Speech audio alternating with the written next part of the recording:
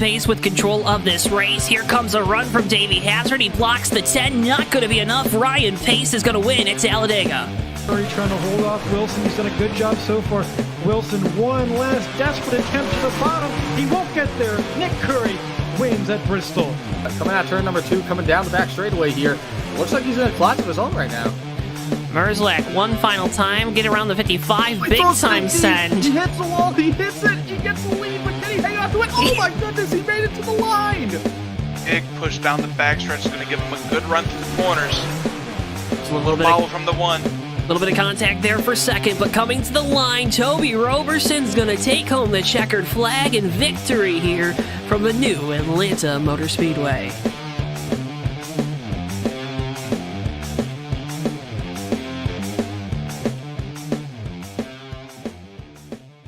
Before I wrap things up here in this segment, your thoughts on the type of race we're going to see tonight? And I would have to agree.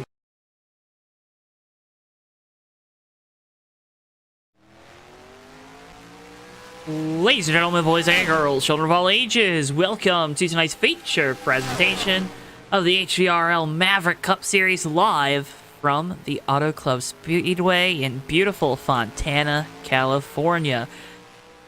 Live here on JTN. As always, I'm your host, Joe Towanski. Joining me up here in the booth tonight is going to be one and only Mr. Ricky Collette. And folks, we are going to have a great race for you this evening. Going to be looking for some great racing with cars going up and down and all over the banking here from California. We're going to buckle in and see 125 laps once again here this week from this beautiful 2-mile speedway. Going to be hoping to see these drivers put on a wonderful show. We know this track has the capability of doing so, and again, folks, can't thank you enough for tuning in here with us this evening. Make sure, if you haven't already, drop a like on the video and subscribe. Already got 13 folks tuning in. We're about 10 minutes left here in opening practice. Then we'll move into qualifying this evening. So, plenty of time to talk all kinds of racing news with you folks at home. Talk about last week's thriller of a finish from Daytona, where Jess Hanna was able to come home with the victory and the cash prize and the series hat. Great victory 1 week ago for the 16 crew. Do not believe they are here this evening. So elected to go celebrate that win for a couple more weeks at the least. See Tate Dorsey, Xavier Brown in chat. Welcome in. Xavier out there on track here this evening in the number 30 car, of course. So hopefully, I know that team hoping for a better result than 1 week ago, where they had some steering issues that sidelined this 30 car. You see them go by there on your screens. So they are going to be hoping for a better result here and at least get all the laps in this evening with their Ford Mustang. A couple new paint schemes out on track here tonight. Keith Hughes making his first start of the year. Keith was absent 1 week ago from Daytona. He was your defending race winner going into last week. And honor now goes to another one of the drivers over with Mondays of Thunder and Jess Hanna.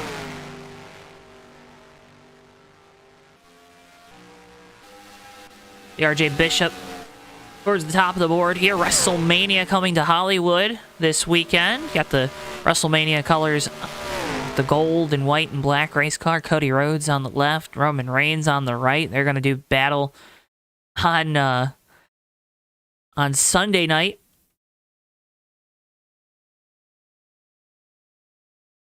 Try and decide who will be the WWE Undisputed Universal Champion at nights, and I know I'll be watching both nights.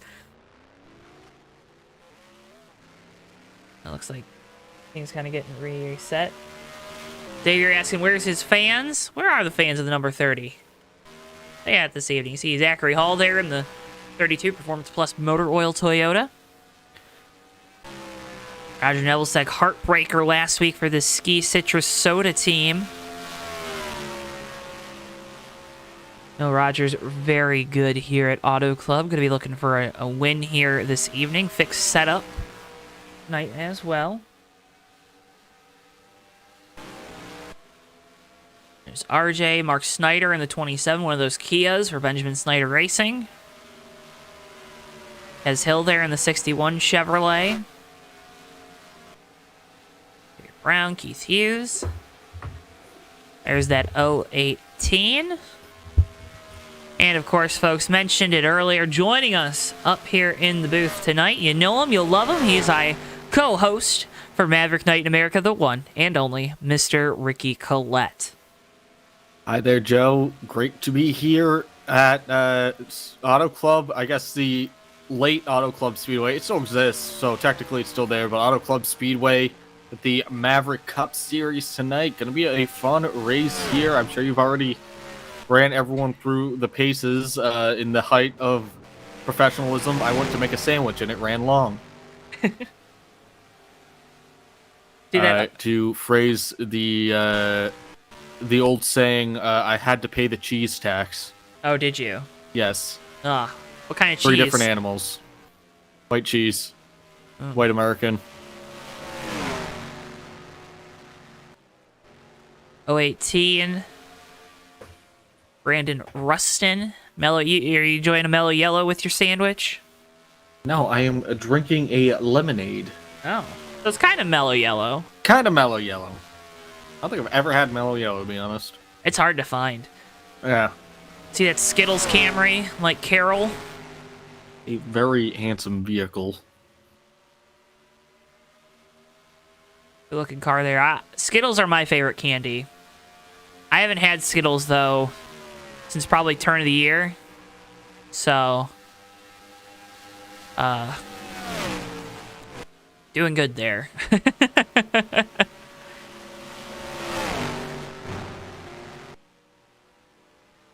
Ricky, how was your day today? Are you having a good day? Good. Yeah, I feel like we don't get to ask you that enough. Had a good day? Yeah, I'm having a good day. I'm having a fun day. Okay. All right. Do anything fun today? Did you work? Just work. Hard working man? Working 9 to 5? Trying to make a living? Yeah, I was working 9 to 5 trying to make a living. Okay. Gaviana there in the 33.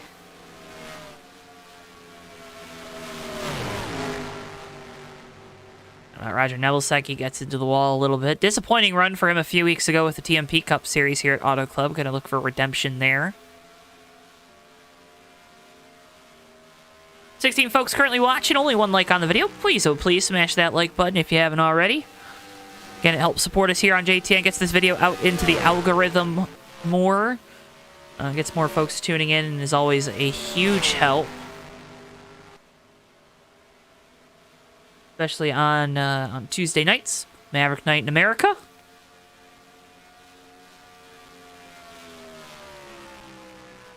Ricky, we're probably looking at about 24, 25 maybe laps on a tank of fuel.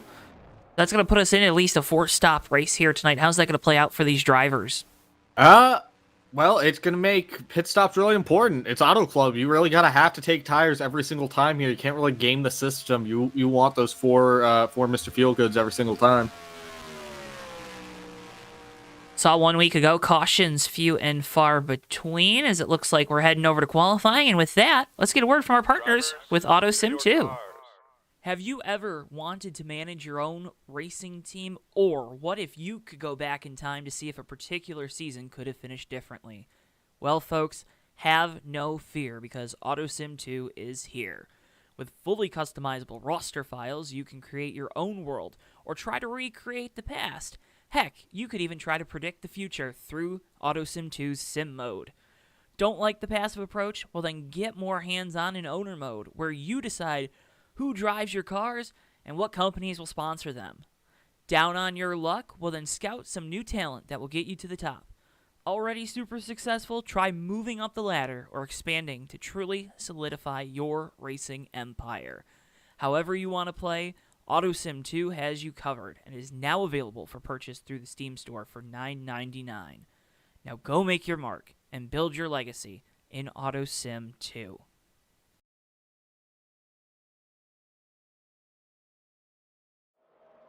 And again, folks, AutoSim 2 is now available on Steam for $9.99. Go check it out. Got a new update coming out this week.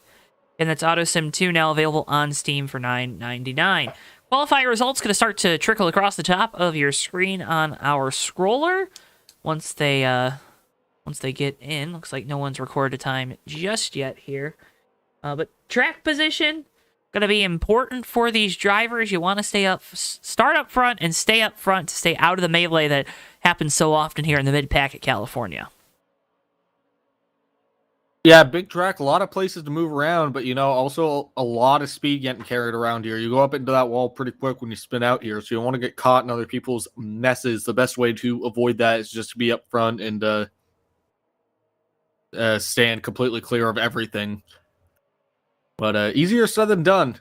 We get stuck in the back here, and definitely take some time to pass as people are qualifying right now. Everyone kind of getting the results trickling through, Joe.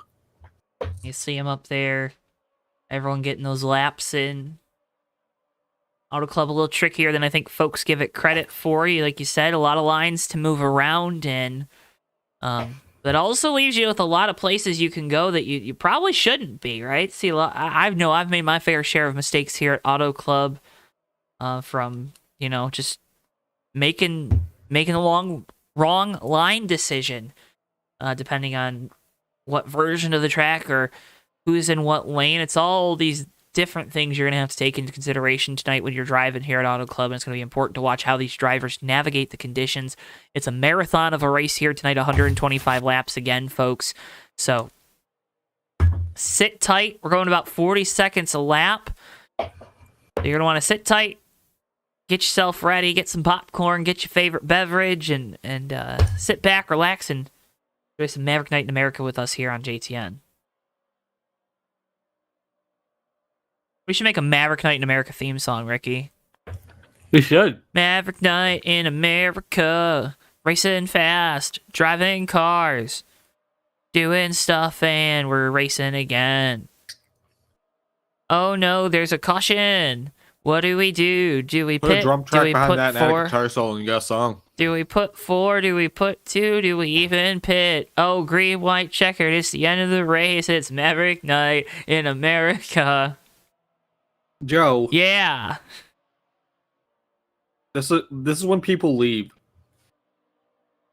I think we actually gained one viewer, so. Damn it. I see how it is. When I do it, everyone immediately bails, but the minute you do it, we gain one. No, we lost 2 people, so whoever... Haha, yes. Thanks. Yeah, I agree. It does kind of sound like a water park ad. JLP with the zinger there. Qualifying looks like it's completed. Ricky, why don't you take us through tonight's starting lineup? With pleasure, Joe, for tonight's race here at Auto Club for the HVRL Maverick Cup Series. We will be having a field of 15 cars starting tonight, and on pole at a time of 40.912 seconds is going to be the 82 machine of Mr. Keith Hughes. Joining him on the front row, outside spot in the 42 car at a time of 40.983 seconds, RJ Bishop. Roger Neville second, the 23 car will be starting from the 3rd spot. 4th position goes to Zachary Hall in the 32 car. Rounding out the top 5 is going to be the 75 car of Sean Dotson. In 6th position is going to be Kez Hill in the 61 machine. Spot number 7 goes to car 27. That's going to be old Mark Snyder. Xavier Brown in the 30 car will be starting for the 8th spot. Benjamin Snyder in the 22 car will be starting for the 9th position. And last car in the top 10 is going to be car number 018, driven by Brandon Rustin this evening. Chao Viana in the 33 car will be rolling off the 11th position. From the 12th spot, it's going to be the 28 car of James Sykes. Jason Dady in the 51 machine will be starting 13th. And that's the last car to take a time in qualifying. The last 2 guys picked on a random draw, which I guess at this point is just a toss-up. 14th position goes to the 35 car of Mike Carroll. And rounding out the field tonight in spot number 17 is going to be car number 70 of Irvin Vargas. That's going to be your starting lineup from Auto Club here tonight, Joe. We were talking about it. You definitely want to be up front, but I think having a little bit of a smaller field here, a 15-car field, definitely helps your fare quite a bit. with navigating around. Helps you kind of play around with strategy a bit more. Less time to get from the front to the back of the pack here than, say, a field twice the size or 3 times the size where you're talking about like 30 plus cars. I just did math wrong. 15 times 2 is 30. 15 times 3, I guess 3 times. Yeah, if there was a 43 car field, that's about 3 times as much as 15.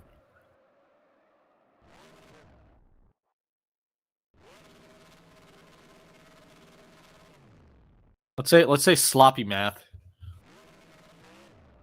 Well, you probably shouldn't be doing that if you're an engineer, Ricky. I'm off the clock. Okay. Did you ever do the FE exam? Are you a licensed engineer? I have not. No. Okay.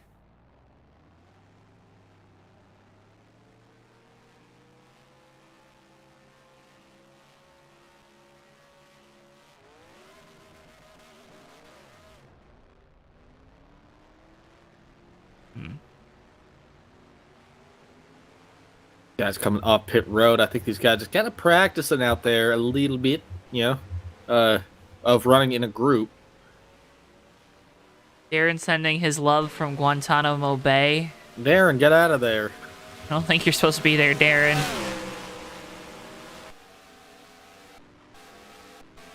Whose car am I missing?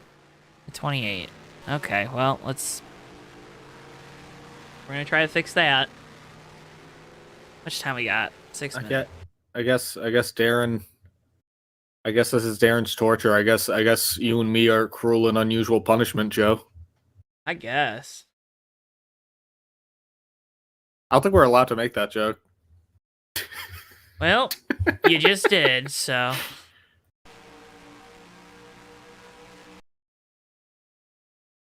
We're gonna get some car files that were uploaded last minute, folks, so apologies on that. Ricky, what'd you think of Coda this past weekend?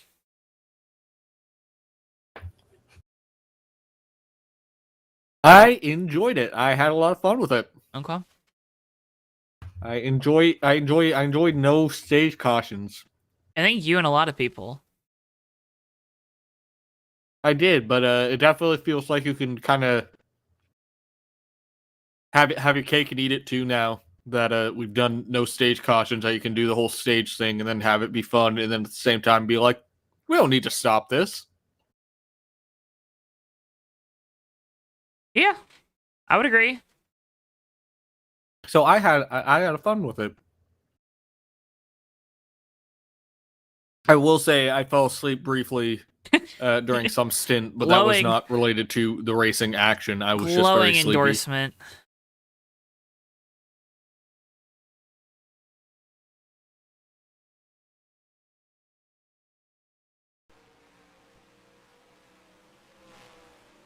Which might have also actually... Was that on Sunday? Oh yeah, I was underneath a truck trying to work on something on Sunday too, so I definitely got like 10 pounds of rust in my eyes. Oh, okay, that's cool. Yeah, so I think I was a little bit weary of the day. Hope you got your That's how the race started. And before anyone's like, "Oh, well, you should have worn goggles," I was wearing safety glasses. It was like the real world equivalent of the goggles do nothing.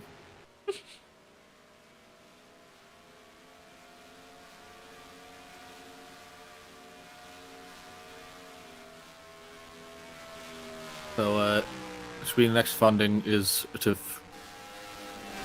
buy a jack. That doesn't really help the whole. Doesn't help the rust falling off of it though. I'd still have to crawl underneath it. So, I had a busy Sunday. I definitely was a little sleepy by race time.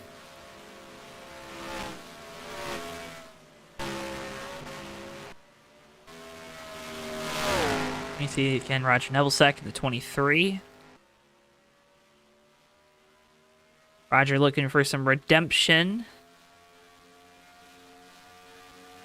Eric Jones just tweeted, "Do you eat the worm?" Did we eat a worm? Who ate the worm, Joe? You or me? I don't know. Very interesting. That Jones would be very interesting. Let's see, who haven't we talked about here? James Sykes in the 28. There you see that Kia.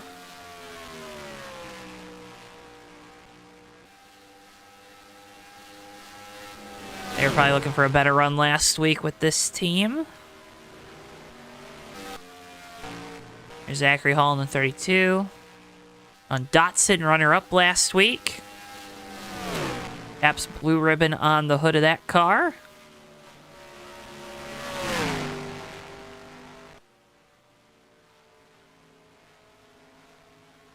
You like blue ribbon? You ever had blue ribbon? I've never actually had it. Me either. Alright, moving on. There goes that talking point. Have you ever had Skittles? Yes. Everyone in chat, tell us what your favorite Skittles flavor is. Mine's orange. What on here? What's yours, Ricky? I like the... I think in my head. Well, obviously I like the red ones, but I also like the green apple ones if they still have them. I don't know if they do. Darren is being unhinged in chat. He just said he doesn't like Skittles. Darren probably... Q-Man says lime. Is it lime now? I thought they switched it to green apple, and then, I don't know. Darren is probably generally wrong. Xavier says he likes the red ones too. Cody says green or yellow.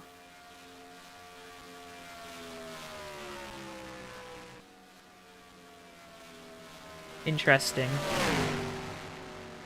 Well, throughout the night, we'll ask you for your favorite whatevers. What's your favorite flavor of mellow yellow? Is it mellow yellow?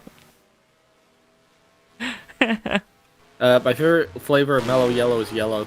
Okay. Yeah. Darren says I like mellow flavor, but I think yellow is better. Yeah, Darren says he's never been wrong in his life, but I'm pretty sure I just saw the man being wrong for a while. A little bit ago.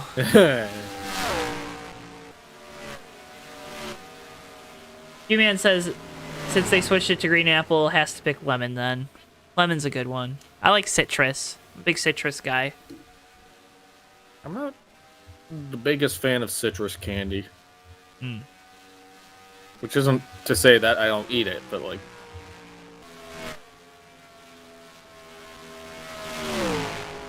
I do like green apple Skittles. Joe, what's your favorite color? What's your favorite flavor of M&M color? Oh, favorite Whatever. M&M flavor color is probably blue. Whatever. I think the blue ones taste the best. It's all chocolate. Yeah. So? What's the difference? Well, you said what's your favorite? Well, I don't like M&Ms. Oh. Okay. There's no difference between any of them. They're all chocolate, right? Tate says he likes to dip his in ranch.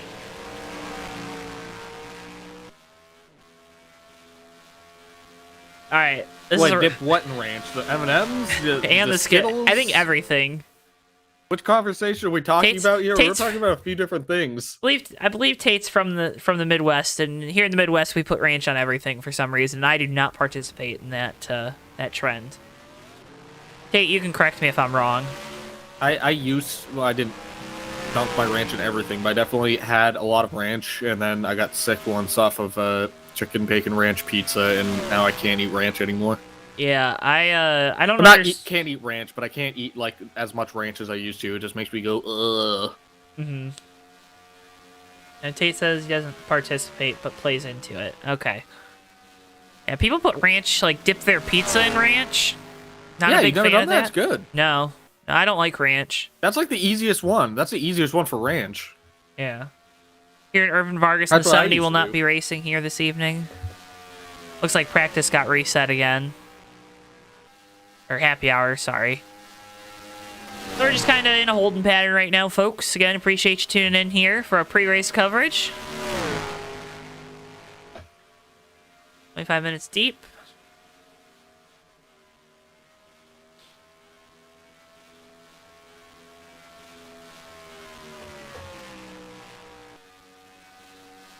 Xavier says it's a custom template on the 30. That's cool.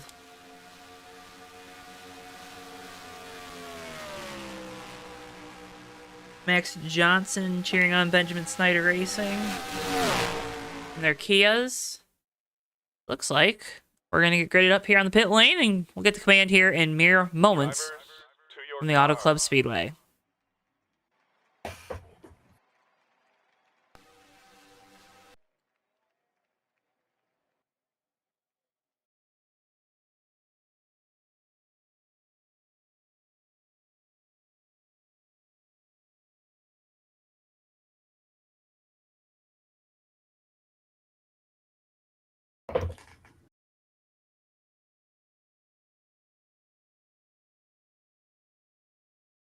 Start your engines.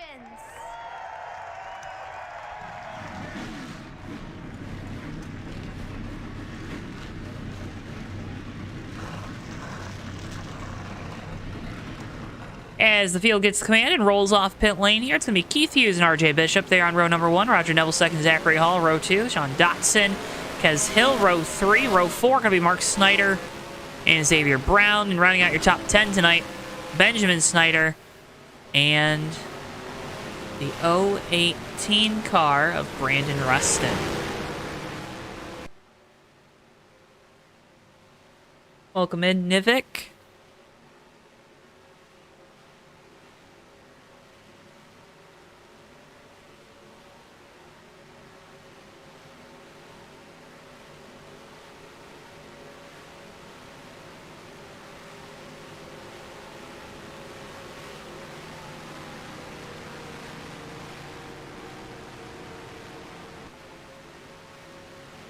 Field makes their way into turns 3 and 4. The fans in the grandstands are on their feet. Hopefully you got your soda pops and popcorn filled at home, because you're not going to want to leave your seat here this evening. It's going to be a good one here tonight in Fontana. Keith Hughes will have control here for the start. As the Dodge Charger pace car is in, Hughes with control. And away we go. Green flag, and we're underway here from the Auto Club Speedway.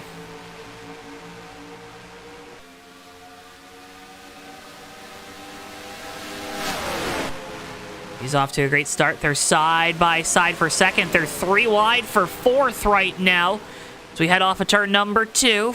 Cars fanning out here as we head down the backstretch. Still 3 wide here, Joe, and you see the 30 of Xavier Brown just almost underneath the apron there. 32 of Hall clears them, but the 75 and 30 still side by side here coming into turn 3. Benjamin Snyder up the hill. The wall, Joe, and Roger Neville going around in turn number 4. See if that brings out our first caution of the night. Looks like it will. Nope, maybe not. We're going to get you a replay nonetheless. Talked about Roger Nebelsack being one of the favorites here tonight. Looks like he just got a little bit too high there, Joe, and caught the wall. And you know, when the car's early on, especially when the car's loose like that and it grabs the wall, it just over-rotates the minute it comes off, and it's very hard to keep it from spinning after that. So that one, a self-spin, no caution.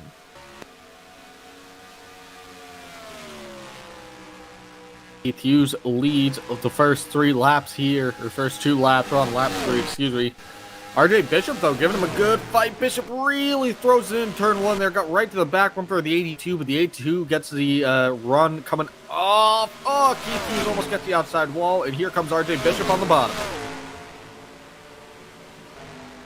Car in the wall off of turn number 2. Looks like it's Zachary Hall. RJ Bishop, though, going to go to the lead here in the 42, working lap 3.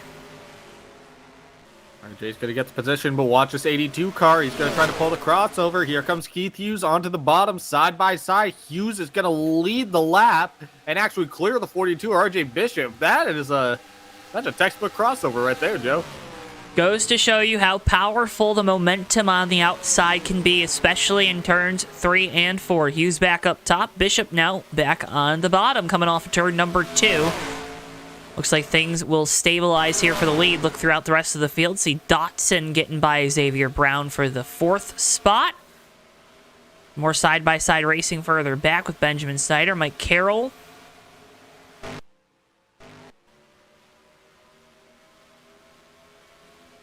Closest battle on track is this battle for the lead. Mountain Ops Honda. Keith Hughes on the point. Got that Chevrolet WrestleMania SS. RJ Bishop there in second.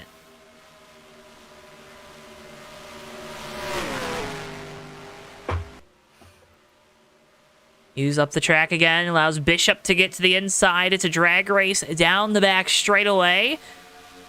Bishop, though, going to be able to clear the 82 going down into turn 3. See how quick it is, or how quick this 42 can slide up in front of the 82 and try to recoup as much momentum as possible here down the front stretch. He's got the momentum, Joe. Look at him coming back here again. I don't know if he's going to be close enough. He is. Man, look at that run the 82 gets off of turn 4, though. Bishop can't even defend on that. That car is coming so quickly. I didn't even think Keith that time would be able to clear the 42 down into 1, but he was able Keith to. gets the outside wall there. Just got a little bit too much mustard on that hot dog, Joe. He's going to have to recoup here. And the 42 RJ Bishop catches the wall. Great racing for the lead here early on in this one from Fontana. ATN's coverage of the Maverick Cup Series here. Race number 2. Kez Hill in the 61 now starting to close the gap to these two leaders. Big setup here tonight, Joe, too. So these guys are on pretty similar footing. That's something to keep in mind, because I'd almost want to say that the 42 RJ Bishop running that bottom, you gotta think he's put a lot of stress and strain on that right front Goodyear. So Keith, he is going to have to try to get things gathered back up, starting to lose time to the 42 of RJ Bishop. Look throughout the rest of the field. A lot of cars single file. Heavy damage on the right side of the 22. The 28 is in the grass. 51 is also slow. Let's try to pick up on what happened here as we got a moment.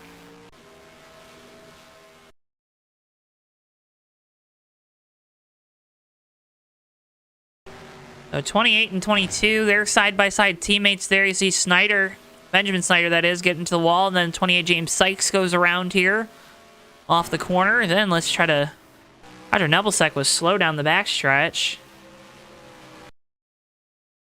See what happened here. Roger gonna... Oh, Mark Snyder came down the track a little bit. Roger was coming up because he was coming off the corner, and just contact there at the 23. And the 51 also going for a spin. There's a lot happening here right now. Are we still green, Ricky? No, we are under caution here, Joe. Okay, so under caution for the first time tonight for one of these things. Jason Dady just going around. Very bumpy back straightaway. Did you gather what it was for? I'm assuming it was the 27 and 23? I think so, yeah. Alright, so we saw that. Back live.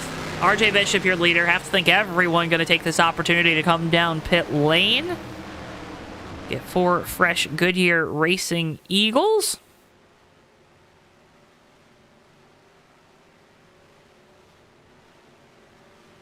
Welcome caution for Roger Nebelsack in the 23. Of course, he qualified up front and lost all his track position after spinning on the opening lap. It's going to be useful for the 23 Nebelsack trying to recoup his losses after that spin. This kind of gets him back in the back in the shuffle. He's going to have to get all the way back up through the field, but at the very least, he can get 4 tires. And I don't really think there's a lot of damage on that 23 car. It just caught the wall a little bit and went around, but no worse for wear.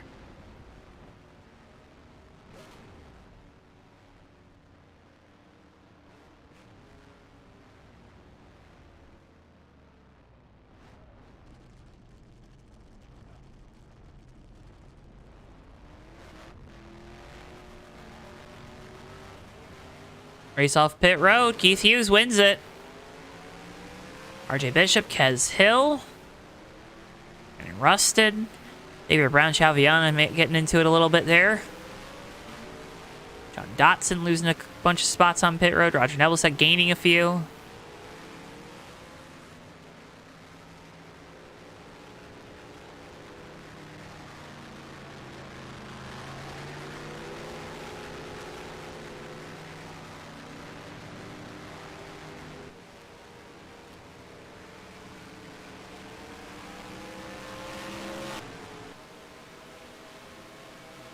So Keith Hughes is going to lead us back to green here from Fontana.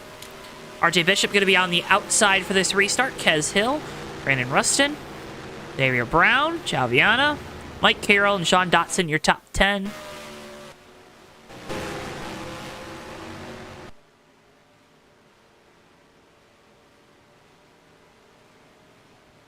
Keith coming back down pit lane. Doesn't like the two-tire call there. No one else electing to take two. The rest of the field still trying to catch up, so won't be getting the green this time. Should be getting it next time by.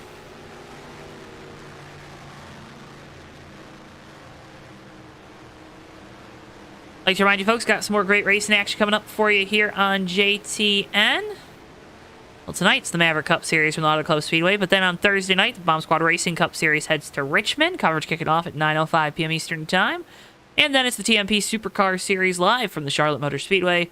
Coverage kicking off Monday, April 3rd. It's their season finale there for the Supercars. The following week, the TMP Cup Series. And then 3 weeks from now, the ASRA National Championship from Michigan. Those races and much, much more, though, are going to be live right here on JTN. Make sure you check us out. Make sure you click that subscribe button. Click the bell to be notified anytime we go live so you don't miss a second of the action here on JTN. Maverick going to be off next week. Gives us a little break on a Tuesday night. A welcome one at that, Ricky. After it's been I think since the end of February, since Daytona week.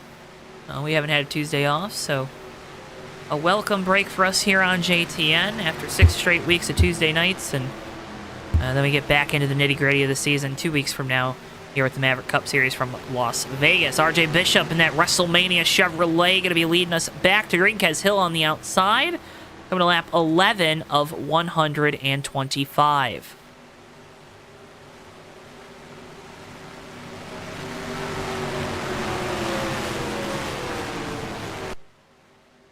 Bishop with control into the restart zone, and back away we go. Green flag once again here from Fontana, and they're fanning out coming to the line.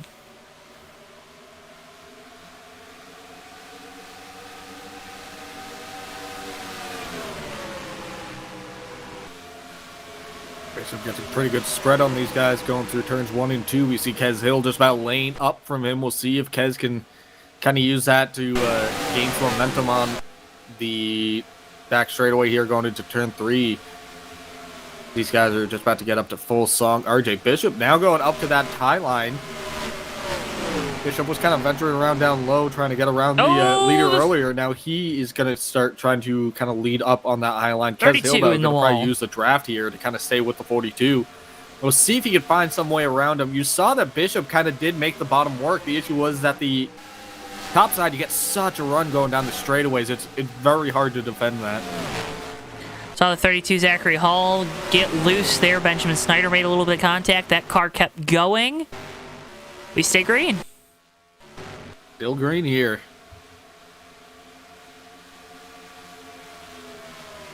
Xavier Brown going to be looking to the inside of Chalviana there for position. 30 versus 33. Mustang versus Fusion. Not oh, 32, Zach Hall around on the back straightaway, Joe. Round again. A single car incident, though. Things going from bad to worse for the driver of the 32 Toyota. Xavier Brown going to lose his spot there. Since he was running that inside line, had no momentum.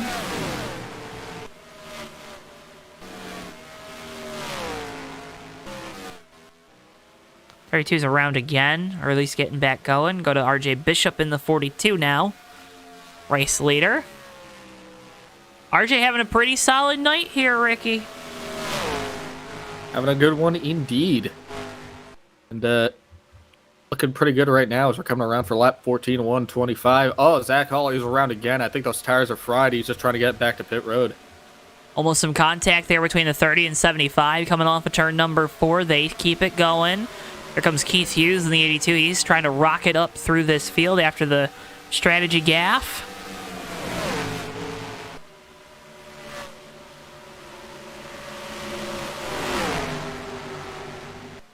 Watch the progress of this 82 Honda Accord of Keith Hughes. Shown so much speed here this week. They're side by side in front of him for position. Xavier Brown taking a middle line. Sean Dotson having to go all the way around that white line on the bottom. 30 car going to get way up the hill here, coming off of turn 4. Have to be careful. Hughes with a big dive to the bottom. Going to try to get around Brown here. Down the front stretch will clear the 30. Now sets his sights on the 75 of Dotson. Joe, Kez Hill stumbles in the 61. I think he kind of got past the cushion there, just grazed the wall just a little bit, lost a ton of speed there. Now's your second place car, Kez Hill. You need to watch this battle for 4th, closest one on track at the moment.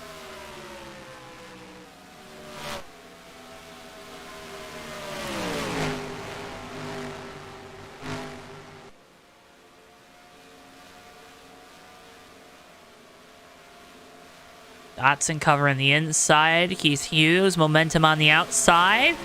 And see how these different lanes work here at Auto Club.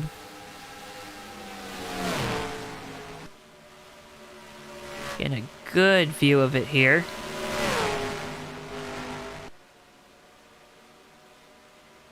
Keith Hughes going to complete the pass there off of turn 2.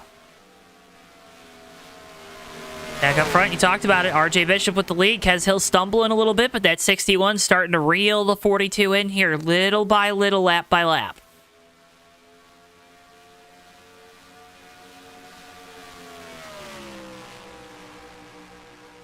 I don't know if I want to start a fight in chat. It's not very nice. It's not very wholesome.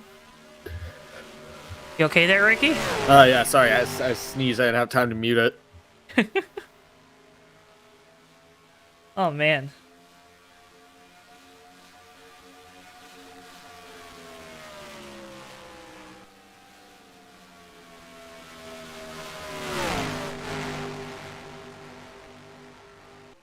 RJ Bishop leading this thing in the 42.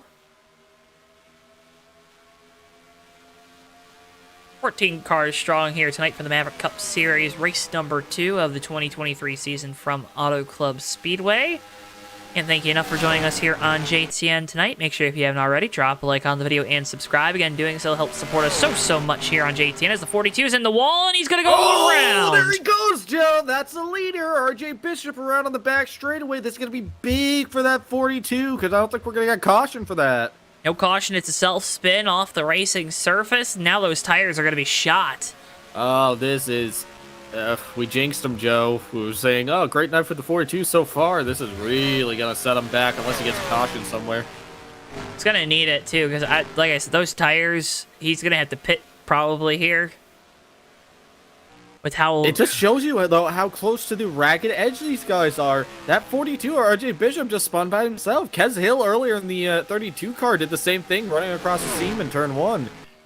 These guys are kind of just... These guys really are just, like, doing everything in their power to keep these things from spinning out right now. Nivik in chat saying we're racing on wets today. It really does feel like that.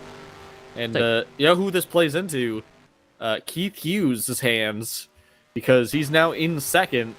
Mind you, 5 seconds back of the 61, but that 82 has made his way back up to the silver medal position, looking to close in on the leader some.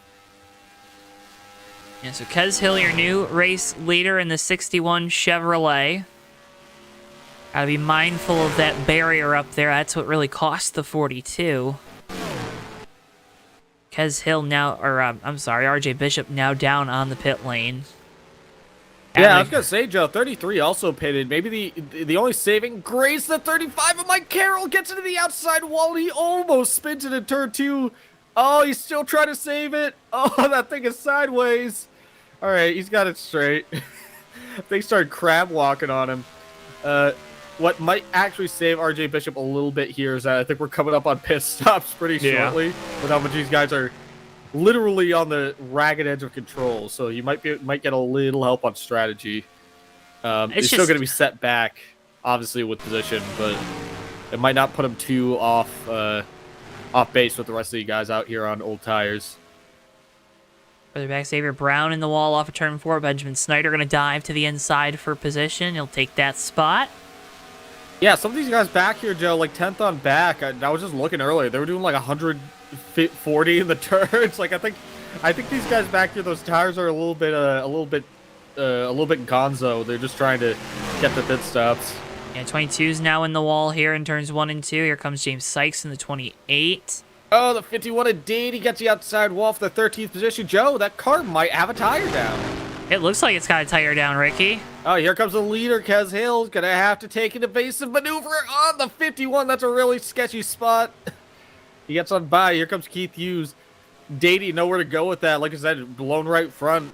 If that right front is blown, then it's going to want to go back up the turn into the wall here, which it probably will. Yep, there we go. So he can't really get it out of that high line, which is tough for these guys catching him because they're trying not to run into him. Yeah, Keith Hughes having to be really careful there. The Dady Oh, going to be able to Bishop pull it back down. on pit road, Joe. Speeding? Must be speeding. Looks like he just passed through. Oh, night goes from bad to worse for RJ Bishop, who led a good portion of these first 20 laps here tonight.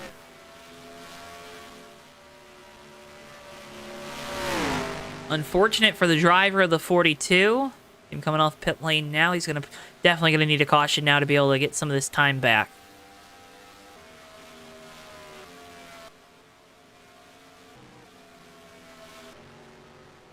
Oh, we got one around here in turn number 4. He stopped. 32. Oh, my goodness. The 82 almost got him. No caution. Zach Hall just trying to stay up here to make sure that nobody hits him. I guess. All right. He's okay, there you go. I think he's got it. So, I'm assuming we're still green? When it rains, it pours for the 32 Zachary Hall. It's been a tough going today. How did he go around? Did he just go around by himself? I think so. Yeah, he did. Here's a replay. It's loose. Here to the inside of the 28.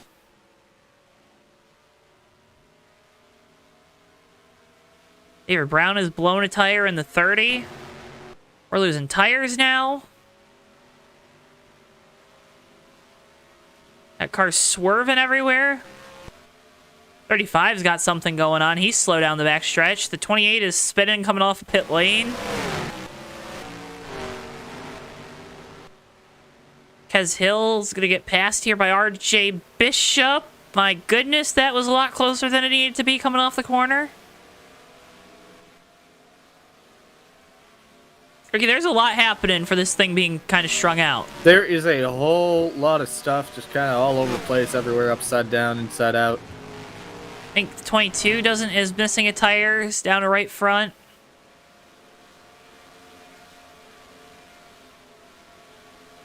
Well, Joe, you know, we were talking about this a little bit last week. The Maverick definitely going for...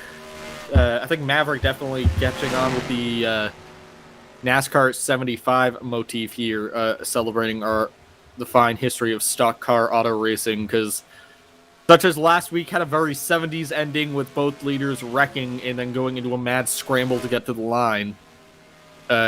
This race has a very 70s, 60s characteristic to it, which is everyone's very spread out, but everyone is on the absolute verge of exploding every single lap. Yeah. This is truly a race of attrition right now, and RJ Bishop is not leading. I thought he was for a second. And Kez Hill is right now seems to be the one that is holding station the best in that 61 car with Keith Hughes behind him. But as we're talking about all these guys having issues, Roger Nebelsack is back up to that third spot. So anything could happen. I don't want to take my eyes off the leader. I'm afraid that someone's going to spin out if I do. See Roger getting to the inside. Jason Dady. Dady's got fresher tires there, but I think Roger's got a little more speed in that 23 car. Xavier Brown saying they blew a tire. To explain what was going on there. Dady going to be able to hold off the 23 now. The 28 and 22 have both been on pit lane. 28 still there. Benjamin Snyder coming back on track in the 22. 135, Mike Carroll just crawling around here. I think he's just trying to nurse it. I think those tires are hurt. Is he in 4th gear? He is in 4th gear, yes. Interesting. Unless there's like engine damage. I don't think engine damage wouldn't have let him stay out here this long. No. Wonder if maybe Oh, you know, he's coming down pit road now. I wonder if he was just trying to stretch out those tires as much as possible. trying to get the fuel run. Maybe. Kez Hill's got the outside wall, Joe, and this is like Keith Hughes. Get to him. Keith's got nowhere to go. Keith really goes wide. That Honda kicked out 45 degrees sideways, making that pass on the 61 to Kez Hill. But like I said, Joe, just as we looked away, Kez Hill, I think, got the wall a little bit, and Keith Hughes caught him like a freight train and almost went kaboom. Great pass for the lead. A scary moment there for a second for new leader Keith Hughes in the 82. He's reclaimed the top spot on the pylon. And Kez Hill starting to struggle here as Roger Nebelsack in 3rd starting to close in on our 2nd place runner. I think the 61 might be coming this time, Ricky. You might be right on that, Joe, I think. But, you know, it's what everyone wants, more driver control. I'm having fun up here. Everyone always wants these drivers to have to wheel it, right? Well, they're wheeling it tonight. I really can't take my eyes away from the leader because I can't figure out if he's going to wreck. I think that truly is a fascinating kind of race to watch. I'm just going to keep the cameras on anytime we got cars anywhere close to each other. How about that, Ricky? You keep your eyes on the leader. I'll keep the cameras on. 61 on pit road, 4 tires and fuel. I wouldn't imagine in any single stretch you would be taking 2 tires here, especially after what we've seen. 33, Chaviana almost spins out right from the leader. Here comes Roger. Okay, he's good. Keith Hughes on pit lane. Roger Nebelsack going to take the lead. He'll lead this lap. You talked about this, last week, kind of emulating. 70s NASCAR, at least 79 500. This week, emulating something that isn't as fondly remembered, it seems, but the Indianapolis 2008 Brickyard 400. Oh, the 30 of Xavier Brown got a lot of damage, Joe. He's sitting at the bottom of turn number 2, I think. Oh, that car flipped. Oh, it's 3 and 4, and yeah, that was a full flip, Joe. Their contact here? Yeah, 28 lost it on the apron. The 30 got into the outside wall, and they made contact. The 30 went flying through the air, and it looks like yellow is now out.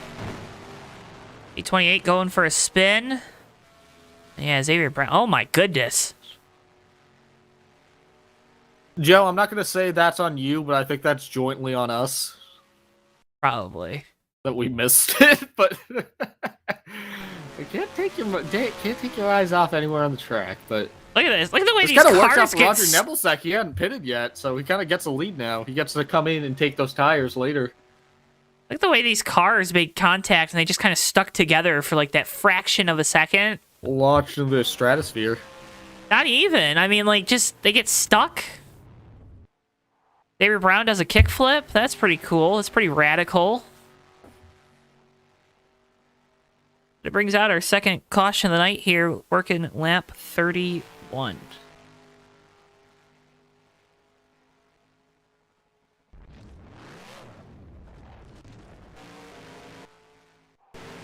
That's funny, Joe. You were saying the 08 Indy, I almost said Indy 500, Brickyard 400, but the thing is with the Brickyard 400, that was like, they would be fine, then tires would just explode without warning. That's true. These guys are definitely wearing those tires down because they were going slow at the end of that run on old tires. Yeah, I guess you're not wrong. Kez Hill going to be taking the lucky dog from 6th position as he just came down, took tires and fuel. I would always imagine all these guys are going to want to come down, just take tires and fuel again. You don't want to let the 23 here get an advantage on you fuel mileage wise, and yeah, everyone's going to come down. I don't think there's going to be a lot of strategy plays here. And I say that Keith Hughes stays out. Well, Keith was just coming off a pit lane when that caution came out. Yeah, so we'll see. I'm a little worried.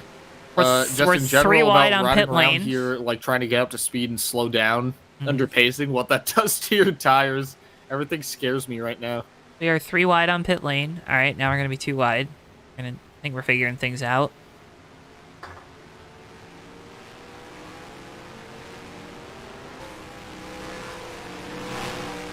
think Roger's going to win the race off pit road.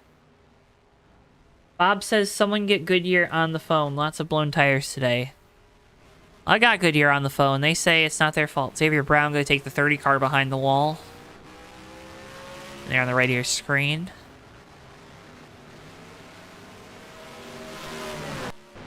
Oh my, oh my. Oh me, oh me, oh my, oh my. Like lap car's going to fall to the back here.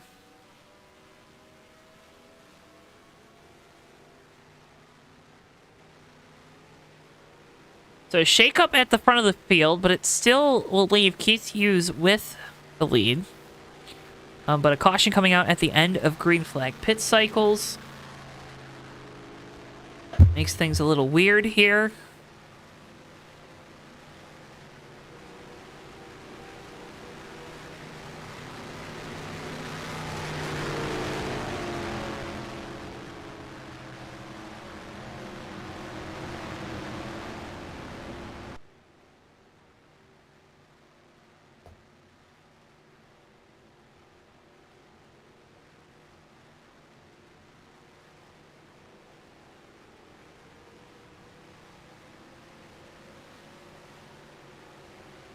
You having fun, Joe?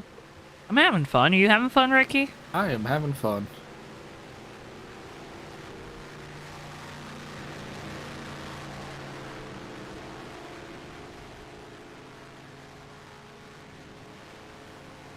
Xavier Brown down the infield care center once again this week. Fortunate way for their race to end here to start the year. That team definitely looking forward to the off week next week. Gotta get things regrouped for Las Vegas. Don't want to go gambling down there on the strip, though. Stay away from that. Isn't that right, Ricky?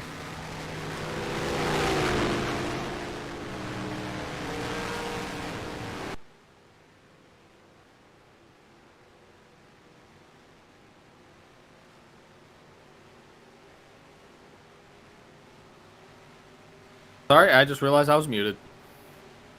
That's okay. I do good work. Yes, you do. Ricky going to be anchoring our coverage of the Bomb Squad Racing Cup Series next week from Bristol, so... God help us all. If you want to see how he did the first time, go back and watch their race from Michigan last August. Did a great job with Dewey. Going to be pairing him up with Weaver this time.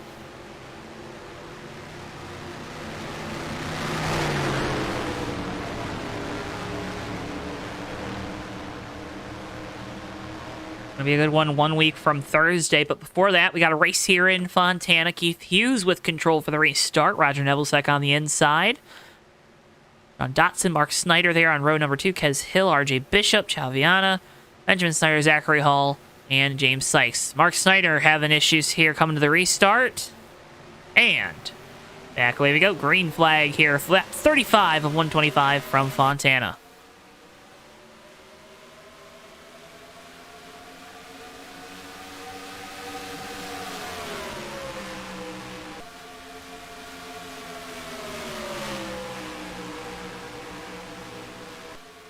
Dotson using those 4 Mr. Feelgoods there on the bottom. Going to complete the pass for the second position here. Off of turn number 2. Moves Roger Nebelsack of the 23 back to 3rd. Dotson having a good run here, Joe. I think we haven't really talked about him a whole ton, but he's been slowly kind of been making himself known in this front little shuffle. RJ Bishop caught the wall there in turn number 3. Sees slower car further back. I believe that was Benjamin Snyder. As Dotson takes the lead with authority here on the bottom through 3 and 4. Sean Dotson to the point for the first time tonight. John Dotson doing a great job here, just trying to keep everything under control. Second place run 1 week ago. Why not follow that up with a victory here in race number 2? You see the field further on back. They're still getting up to speed towards the back of the field. Now, if you're the 75, you got to be careful of running that inside line, right? That's where we talked about. There's a lot of grip, there's a lot of speed down there, but it's going to chew your tires up.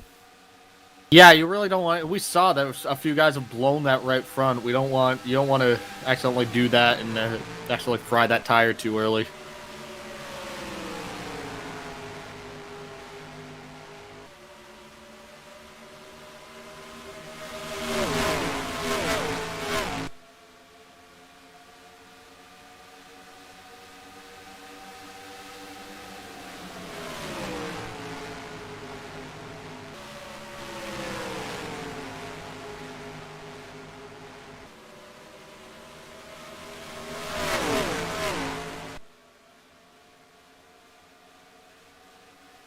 Keith Hughes retakes the lead there. Good, smooth operator number 82. Kez Hill now to the outside. Dotson for second.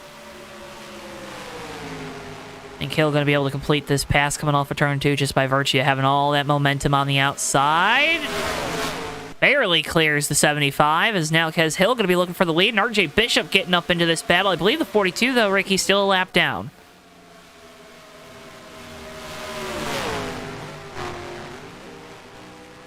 RJ got in the wall again there.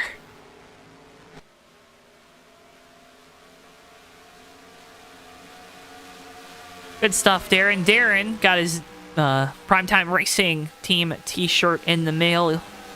Hope it nice and soft for you, Darren. Hope it's a good t-shirt. Remember, if you want your own JTN merch, you can head on over now to the JTN merch store. Got our JTN logo merch up now. Our classic box logo. Again, go check that out. JTN logo merch now available on the JTN merch store. We also got beanies with it. I know it's getting a little warmer, but, you know, get an embroidered beanie. Again, available on the JTN merch store. And, of course, we got our Maverick Night in America t-shirts, $22.99. Support Maverick Night in America. Go get yourself a t-shirt. Available on the JTN merch store. That's right, Darren. Gotta cop that JTN. I gotta get more merch for myself. I'm trying to work out a deal to get all of us commentators and podcast folks and all of us that do work with JTN getting us some nice polos. Ricky, I don't know if you're a polo guy. I do like a nice polo. Okay, so might be a good get us those like old like speed. You remember when the speed guys had the polos that they'd wear? We're going for that look.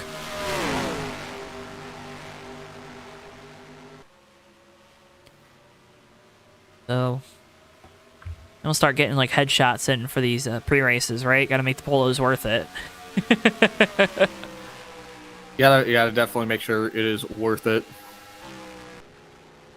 Benjamin Snyder down on the pit lane on scheduled stop for the 22-32. Zachary Hall also on pit road.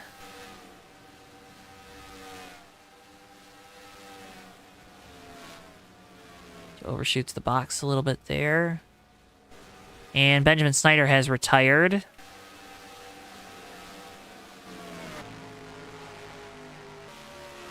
Any indication why that is?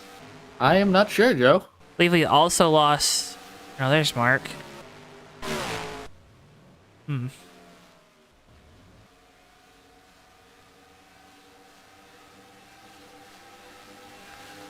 Keith Hughes pulling away with this lead here. Second long green flag stint of the race so far.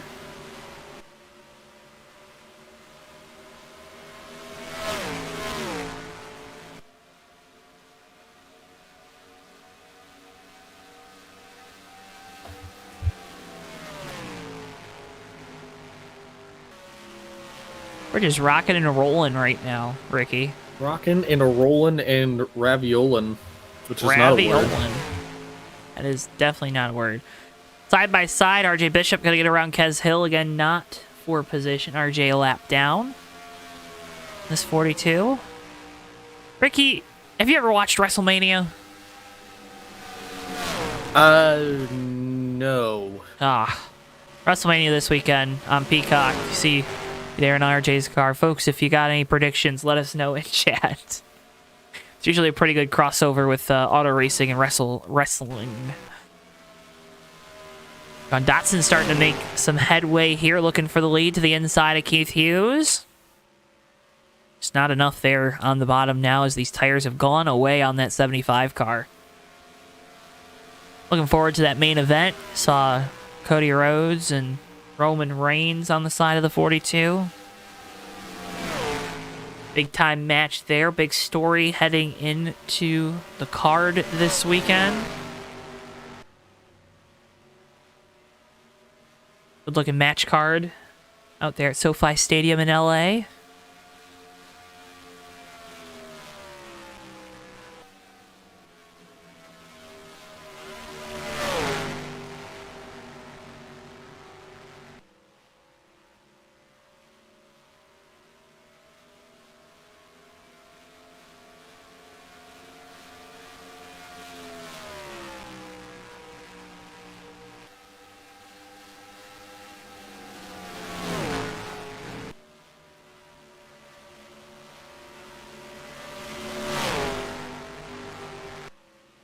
You having fun, Joe?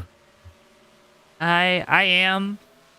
Just saw Dave Moody say that NASCAR never had single file restarts, and I'm a little in shock of that. That's weird. Folks at home, what do you think about double file restarts? Let us know in chat. Any other questions you got for the folks at home, Ricky? Yes. All right, Ricky's asking you yes in chat.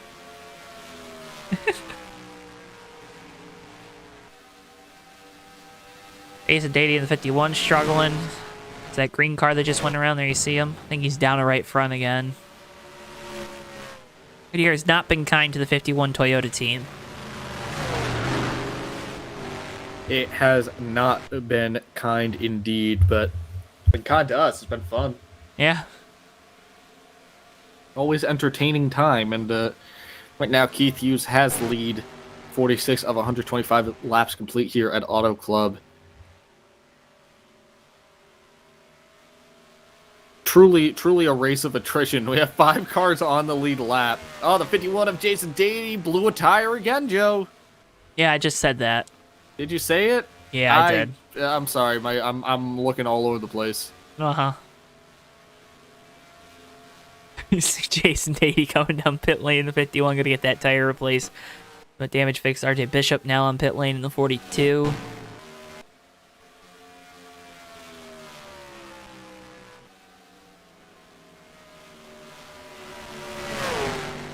Keith Hughes, though, putting in the work tonight. Race later, lost the track position after that first caution and made a gaffe on strategy. And Joe, you can just tell watching these guys out there that those tires are already worn again. They're sliding. They're definitely slowing it They're down. slowing going it? through the corners. They're not going at a snail's pace just yet, though, are they? They aren't at a snail's pace, but they're getting down to 148, 149, which I think is pretty slow mid-quarter wise compared to what they were on fresh tires.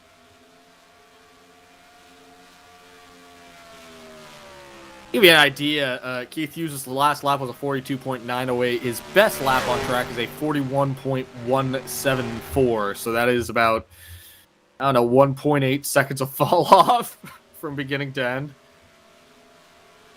Which I'm sure, draft plays a factor in that as well, but I think a pretty solid second fall off is safe to say, if not more.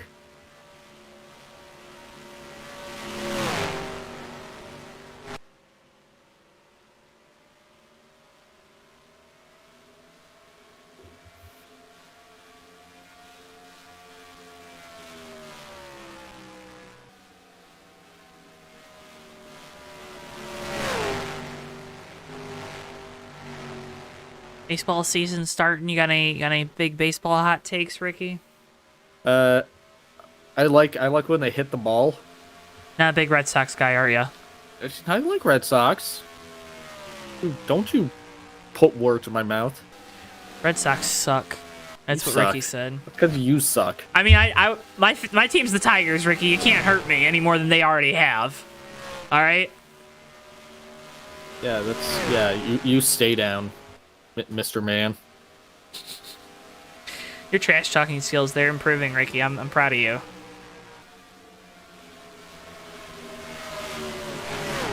Wasn't much there in the first place, so any little bit of trash talk is improvement, I guess. Who doesn't like a little bit of trash talking? Such is life.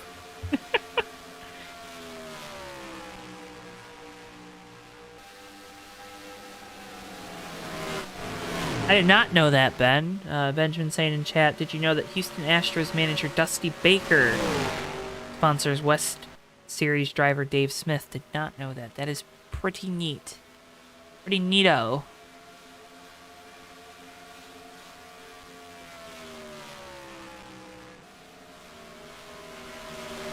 David Brown, give you the update. Out of the care center, minor soreness. Now going to head to the motorhome. Fortunate night for the 30 team. Again, we talked about it. One of those guys that was looking to at least have a top 10 finish here tonight after a tough week at Daytona.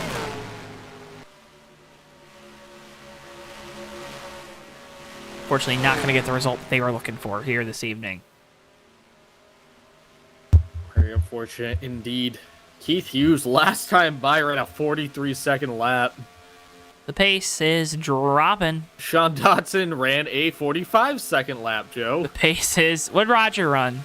43.274. So Roger did a little better. I think Roger's going to be able to catch the 75 here before this cycle. You know, he's been kind of sitting back there saving his tires. Wonder if Kez Hill's been doing the same thing. 61 might be catching the 82 a little bit here.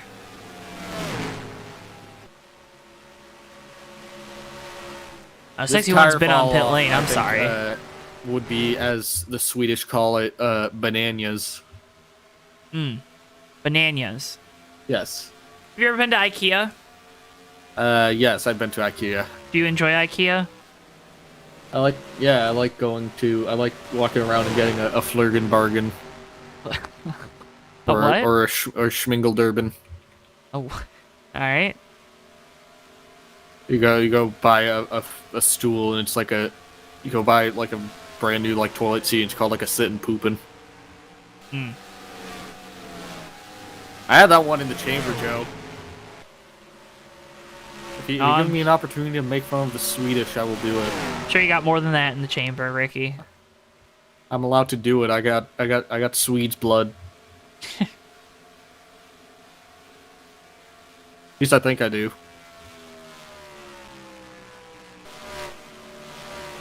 Next time on JTN, Ricky takes a genealogy test. Number 3 will surprise you. RJ Bishop's caught the wall again, 7th position. He's rolling once more, but he's a lap down right now. Roger Nebelsack coming up on him quick. 82, Keith Hughes coming down pit road too, Joe. Roger Nebelsack can take the lead here. John Dotson also coming down.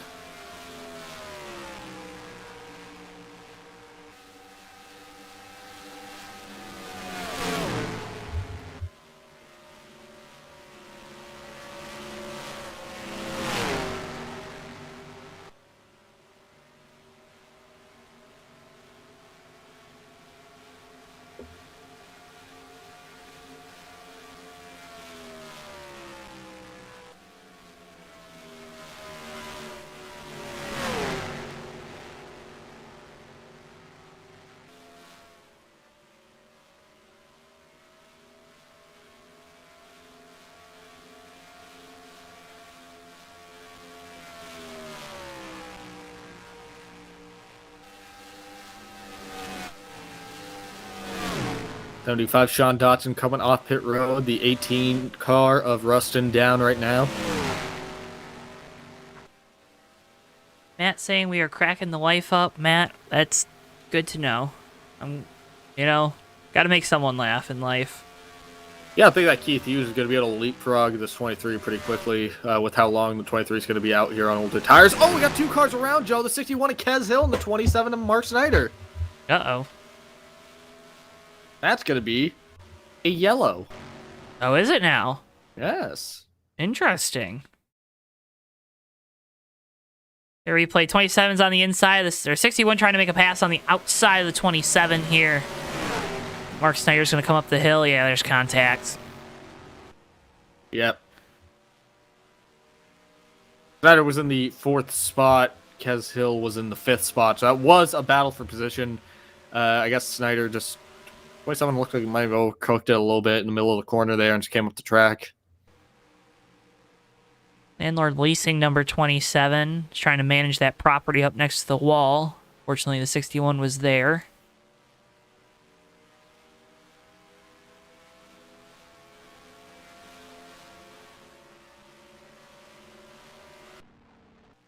'27 limp into pit lane now. So once again, Roger Nebelsack makes out here on a pit cycle. Traps all but 1 car a lap down. Roger does have to take a pit stop, so there will be a lot of guys, I would imagine, just taking the wave around. Right. Kez Hill going to get the free pass. But what this does, I mean, it's going to give him the track position for the restart, right? Like, yeah.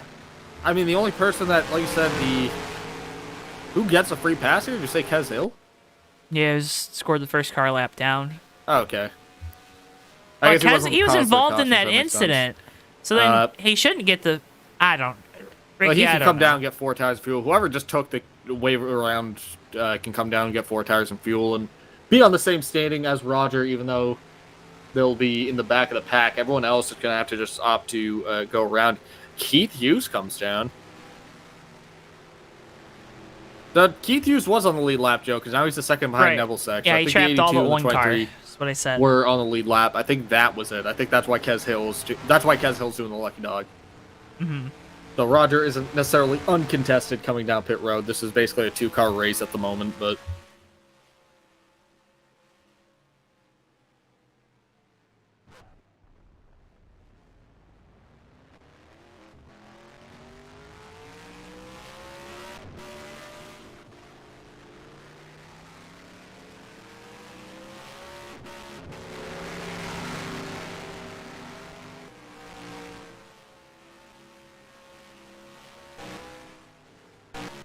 Keith Hughes wins the race off pit lane. I think that 82. He just took fuel there. These lap cars haven't been waved around.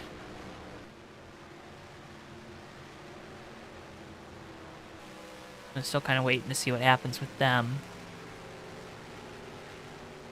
Are you confused, Ricky? I'm confused. I'm snoozed.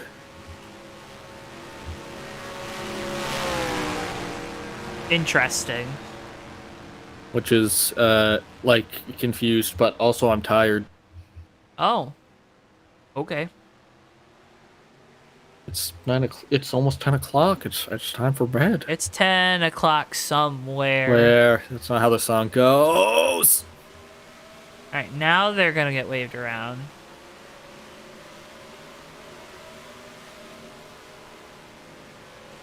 ECU's gonna restart. He'll have control here. Roger Nebelsick there on the inside in the 23.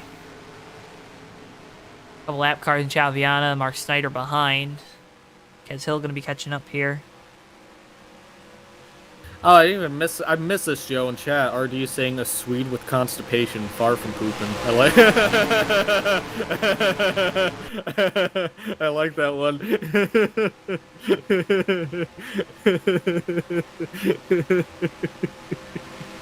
Sorry. Sorry.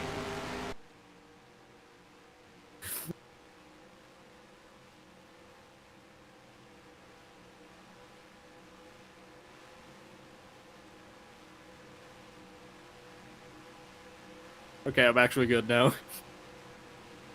That was a good one. That almost sounds German. Like Farfennugen, like far from pooping. Wife wasn't amused by con snoozed. Okay. I'm like one good in every like 15 jokes.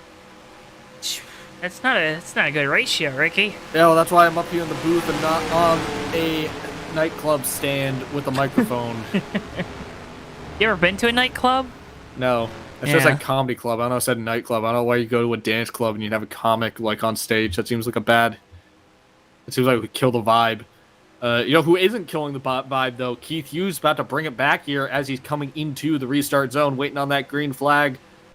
Hypothetical green flag, I guess. Waiting on it. Here we go. Green flag back in the air at Auto Club. Keith Hughes, strong restart there. Know the MO for the 23 is to take it easy here at the start of the run to try to conserve those tires. So Roger Nebelsick most likely going to fall back a little bit here in that 23 car as Keith Hughes takes the lead and he'll try to run with it.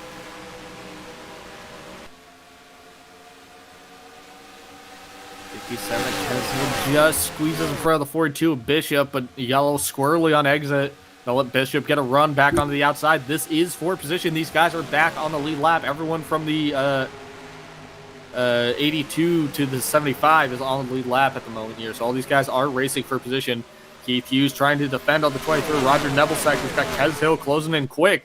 You definitely can tell how much that draft plays into an effect early on here, Joe, on these new tires because they're carrying so much corner speed. It helps kind of helps them get to the top of that, get right up to that limiter on the tack.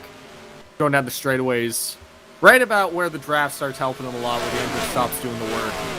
And Roger Nebelsack got a great draft on the 82 of Keith Hughes right now. We'll see if he tries to take that anywhere. I think Keith just needs to stay on this high line and make sure he doesn't hook the wall by accident.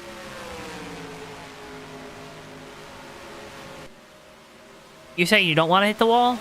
No, you don't want to. Generally, you don't want to hit the wall. Oh. I mean, you know, different strokes for different folks. If you want to hit the wall, you can hit the wall, but I don't think generally you want to hit the wall. And the 51 of Jason Dady is back in the wall with a blown tire, Joe. I have no idea how that is happening. Magic. I guess. Gremlins. Yeah, Gremlins. That's what it little is. cartoon Gremlins.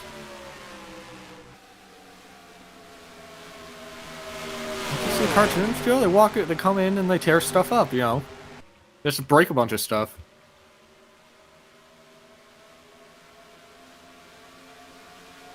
Roger Novosek still in second here, trying to catch Keith Hughes. 28's still rolling, someone's asking me.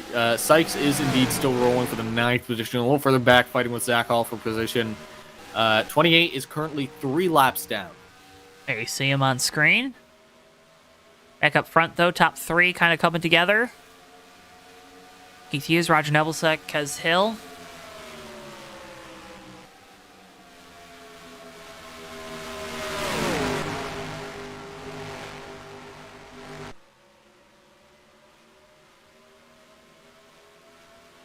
Well, Joe, I think we can officially say we are now past the halfway point in tonight's event. Keith Hughes currently leading, but 62.5 laps would have been the halfway. So, and Ben just beat me to it in chat. We are indeed halfway home. So, this is going to start to ramp. The intensity is going to start to ramp up a little bit because now you really can't. You can't worry about track. You can't lose track this year. You can't afford to have to be making up time again. As you saw the 23 of Nebelsack trying to make a run there on the inside, didn't end up having the momentum to do it. But that really means you're walking on eggshells right now. You do not want to spin this car out again for the rest of the race. You can kind of do it early on. You saw what happened with Nebelsack. He did it. I think Kez Hill did it at some point. You can kind of get away with an early race incident, but you can't do it this late in the race and expect to still be fighting for the lead at the end. Yeah, I mean, how many times have we talked about that across all these different leagues, right? It's okay to, especially in these longer races, it's okay if you make a mistake early, but once you get into the second half, you're ruining your margin for error. It's going down and down and down, and a mistake now is going to be costly, and it could be the difference between you getting the finish you deserve and the finish you get.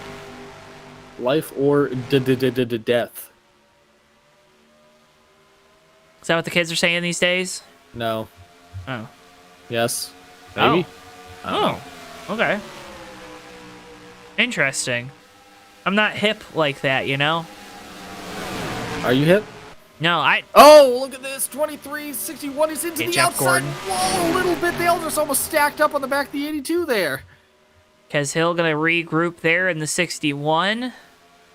Gonna lose a lot of time and momentum, but still going to be in the draft of the 82 and 23. That's more important than anything at this point in the run. Keith Hughes up the track and into the wall. Oh, Keith gets the wall. We were talking about that. Kez Hill almost gets into him. He stays clear so he can recover from this, but we were just talking about it. You can't make too many of these mistakes. These guys are getting second chances here because they haven't been spinning it, but if it spins out, then that's kind of all she wrote. So you don't want to get too much into a tangle with that. Roger Nebelsack now your race leader here in the 23. That's the first time he's made. Oh, Kez Hill got the outside wall just a little bit. First time he's made the pass for the lead on the racetrack. He's passed the 82 a couple times when Hughes came down pit lane. Now Roger going to try to set sail and get away from these guys as Kez Hill had that another mistake there through turns 1 and 2 in the 61.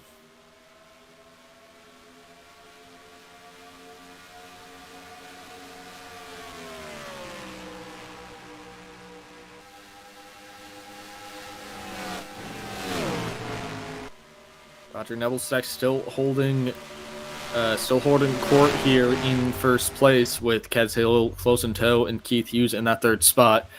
We'll see if Kez can get back to him. It looks like that 61's been fighting some handling woes, but we've also seen, Roger have his own share of handling woes. So,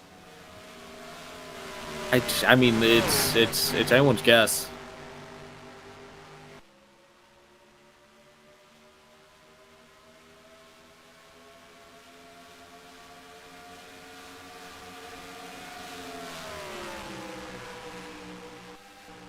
And Rogers Nebelsack, your new race leader. Here comes Keith Hughes. Going to start to challenge Kez Hill for this second spot and try to regain the ground he has lost.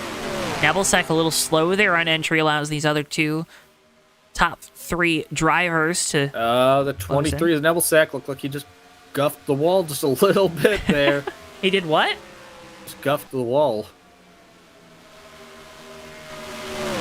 Guff. I don't know either, Joe. I said it. I guess it's like scuff, but with a guh. Keith Hughes pulls out a line there off of turn number 4. Hughes on the inside, Kez Hill on the outside. Hill, though, with the momentum from that outside line, able to hold on to it. Hughes in that 82, I mean, he hit that wall. And I don't know if maybe he burned the right rear off a little bit, Ricky, but hasn't been able to get around the 61 car with as much ease as he was earlier. Well, he might have... You talk about it. It might have been possible he overstepped it a little bit. Maybe hurt something on those tires, just trying to recover it. Or he drove it a little too hard, trying to hold that lead. But all of these guys kind of keep yo-yoing back together. None of them could really get away from each other.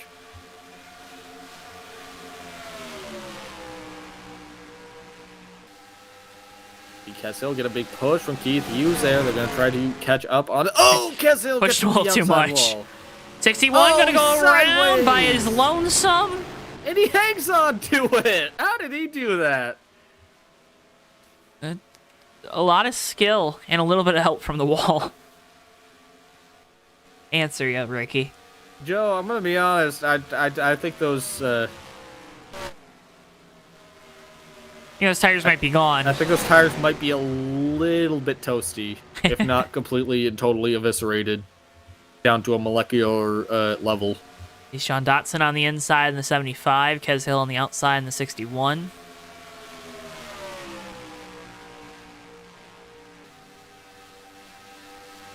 Kirko in chat saying scuffs. No, I said guffs.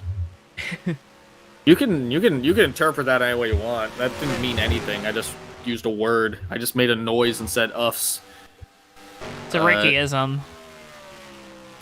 Guff is a word, I think, but I yes, don't remember is. what it's for. I think it's for like saying something, but figure it out later. We got a race going on here, and Roger Nebelsack currently in the lead. Keith Hughes right behind him. In third spot is still Kez Hill, but Kez catches that turn 4 wall. Really big bobbles. Sean Dotson's caught him, but had to check up a lot to let Hill compose himself. Dotson blinking a little bit too, which is probably going to complicate matters. Fifth spot, first car lap down, is the 018 car, which is that mellow yellow machine of Brandon Rustin, which I think we got to give a tip of the cap to, because I don't think we really talked about him tonight, but running in the top 5 pretty securely right now. Just kind of keeping out of trouble. Dotson to the inside of Kez Hill here, coming into turn 3. Nothing's changed at the lead just yet. Dotson's going to try using this inside line. Hill's got worn tires now, so I don't know if he's going to be able to hold for too long, but he's going to have the momentum here on the high line, but I think Dotson's going to get in on him. Or Dotson's going to give him the... That was the noise. Just gonna pull up. He had plenty of room to pull up. He just kind of didn't. Yeah, Dotson, though, has been running that inside line consistently throughout this race. Yeah, but he had that look of it, and we've all done that before, like on the highway or something, where it's like you're trying to merge and you're like, and you kind of start, you get kind of slow with your reaction on it because you don't think you're gonna make it, and you kind of bail on it. Mm-hmm.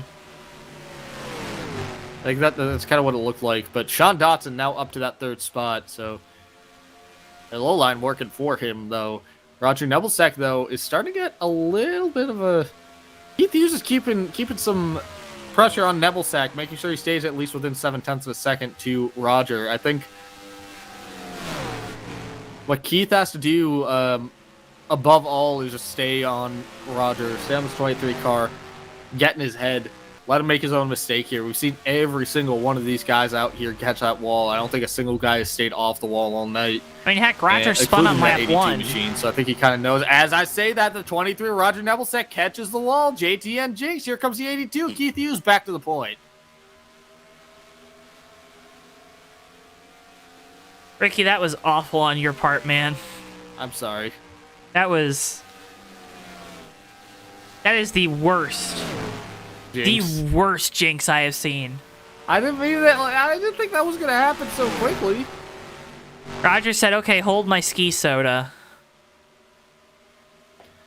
I mean, it's totally viable. Keith catches the wall too. He's done it a few times. We've talked. I was just literally talking about it.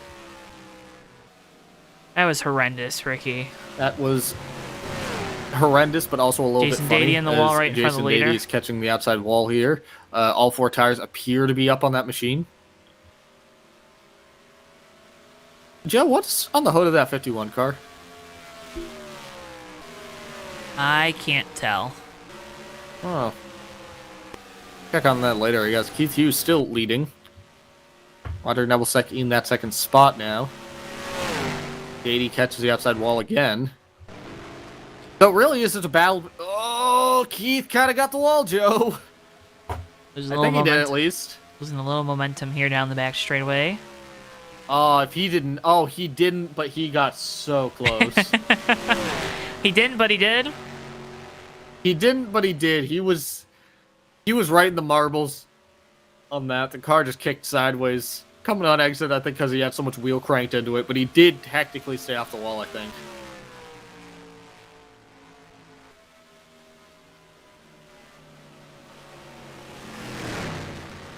Keith Hughes slowing down here. I think we got a caution. Oh, we got the 42. Oh, a lot of damage on the back of the 42, RJ Bishop. Yeah, it's me the 42 and 018 here working lap 7. Yeah. What happened here, Joe? 018 slow off the corner and just... Yeah, 42 can't go anywhere. Is trying to check up. You see a swerve there trying to take an evasive, and the 018 tries to get out of his way and actually goes the same way. Clears up the back end of that 42. It happens here at the 018. He's just going to go to the outside wall. Pretty flush hit.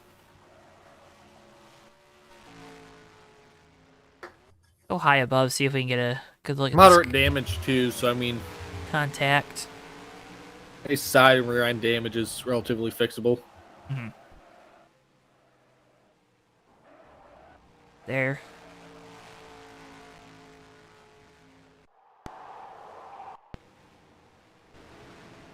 Well, everyone got to come down pit lane here. We're getting ready for green flag pit stops once again. This groups everyone back up. Keith Hughes leads them down. What they got going on down there on pit lane, Ricky? You hear it? That's the sound of the guns go. Unhinged here tonight on JTN. You know what's remarkable, Joe? We mess up so many things. I don't know how I just messed up the sound the gun makes, but it definitely does not make that noise. It does not. Even with like 5 lugs, it's more like wee, wee, wee, wee, wee. That's what it is. Yeah. Mm-hmm. I did like a pocket rocket, like hitting the rev limiter. All right, Ricky. All right. It should send us feedback at JTN at JoeTowNetwork at gmail.com. Send us AOL.com. Let us know what you think of these sound effects and what sound effects you would like to hear out of my mouth in the future. I was thinking we could maybe do like some gentlemen start your engine commands with fan like videos or something. Some what? Gentlemen start or drivers start your engine commands. Oh, That'd be that would be a bad idea. something to look into. See if there's any interest in that out there in the chat. I always like to get people more involved as we can.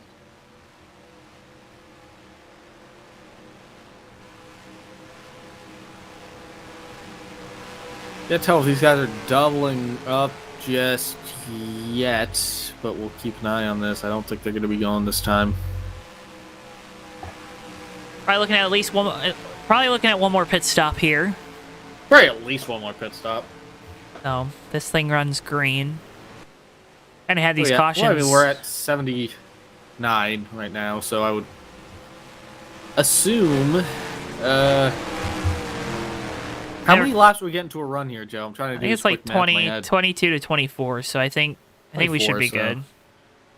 And one more stop.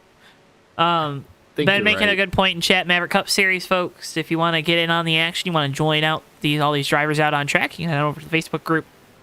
Got it linked down in the video description below to join the HVRL Maverick Cup Series on Facebook.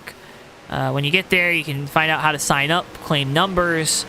All the rules and regulations are there as well. So again, go check that out.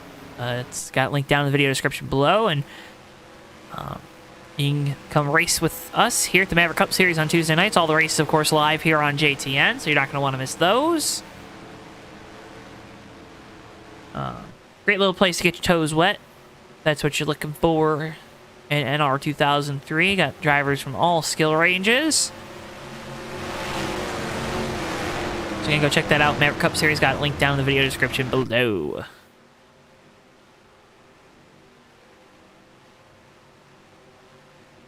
Keith Hughes going to be leading us back to green. Roger Neville's going to be there on the inside line.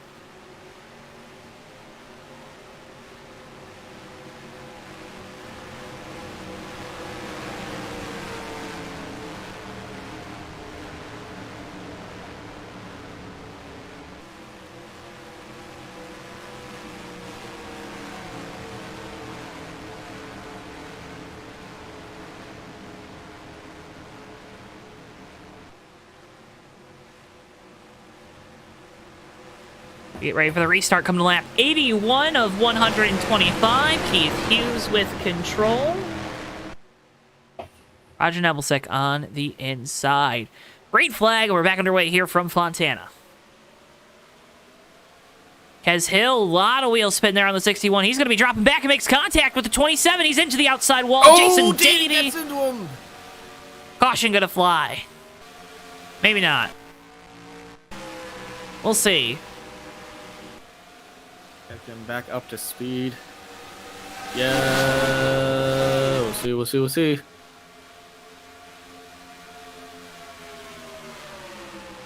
I guess we're going to stay green. Can't tell just yet. Are we under caution, Ricky? No, we're green. I guess we're green. All right. Keith Hughes still leading here. Now we're under caution. All right. Well, 61's around again. 61 is saying that his game actually froze. Oof. That is, restart is not where you want your game to freeze, huh? Very rough time for Kez Hill here. Been having a great night all night, and that's definitely a tough thing to have happen late in the race.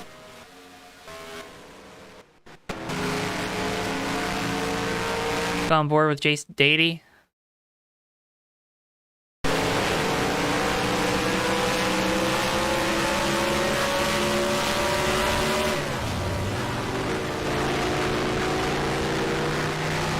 Runs through the 61.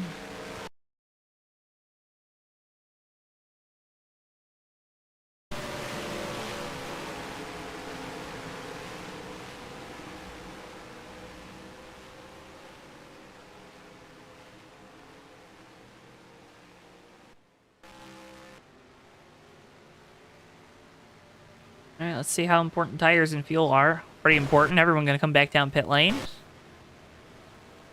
Mark Snyder staying out. Going to try to get a lap back.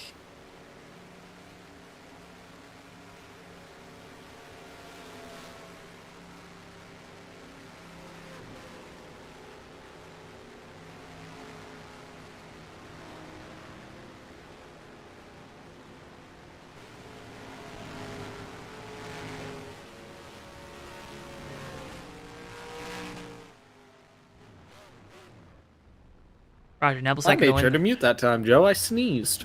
Good job, Roger. Now I'm able to win the race off pit road. Took 2 tires there at the 23. 75, 2 tires, also getting out before the 82.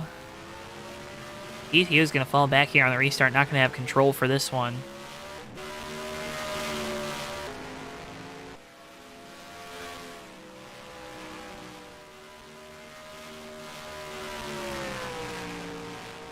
Going to be watching attentively here.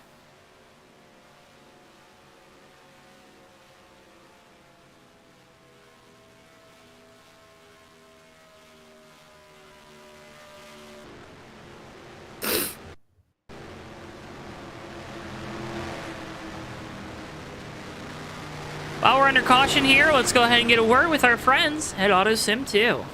Have you ever wanted to manage your own racing team? Or what if you could go back in time to see if a particular season could have finished differently? Well, folks, have no fear because AutoSim 2 is here. With fully customizable roster files, you can create your own world or try to recreate the past. Heck, you could even try to predict the future through AutoSim 2's Sim mode. Don't like the passive approach? Well, then get more hands-on in owner mode, where you decide who drives your cars and what companies will sponsor them. Down on your luck? Well, then scout some new talent that will get you to the top. Already super successful? Try moving up the ladder or expanding to truly solidify your racing empire. However you want to play, AutoSim 2 has you covered and is now available for purchase through the Steam store for $9.99. Now go make your mark and build your legacy in AutoSim 2. And again, folks, AutoSim 2 is now available on Steam for $9.99. Go check it out. Again, AutoSim 2 now available on Steam for $9.99. Go check it out. An update coming later on this week. Still working our 4th caution of the night.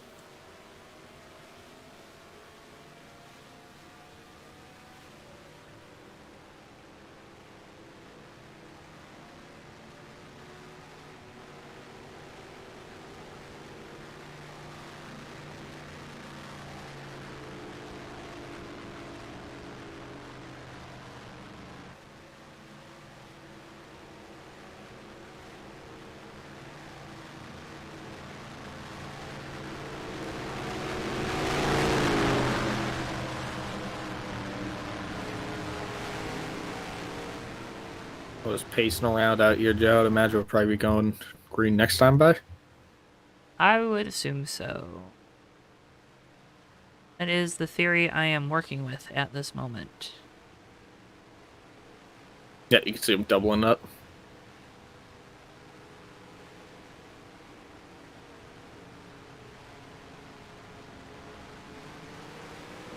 Nope, we're going back green here. Green flag. Oh, We're back okay. underway. 84 of 125.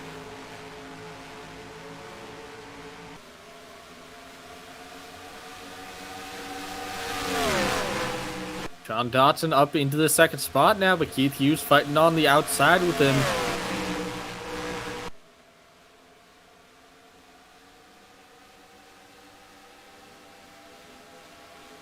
Hughes with The 82, Keith Hughes, a big run coming off turn 2 back down the back straightaway. We'll see if he tries to carry this up high. 23, Nebelsack's not going to give him the spot, I would imagine, up there.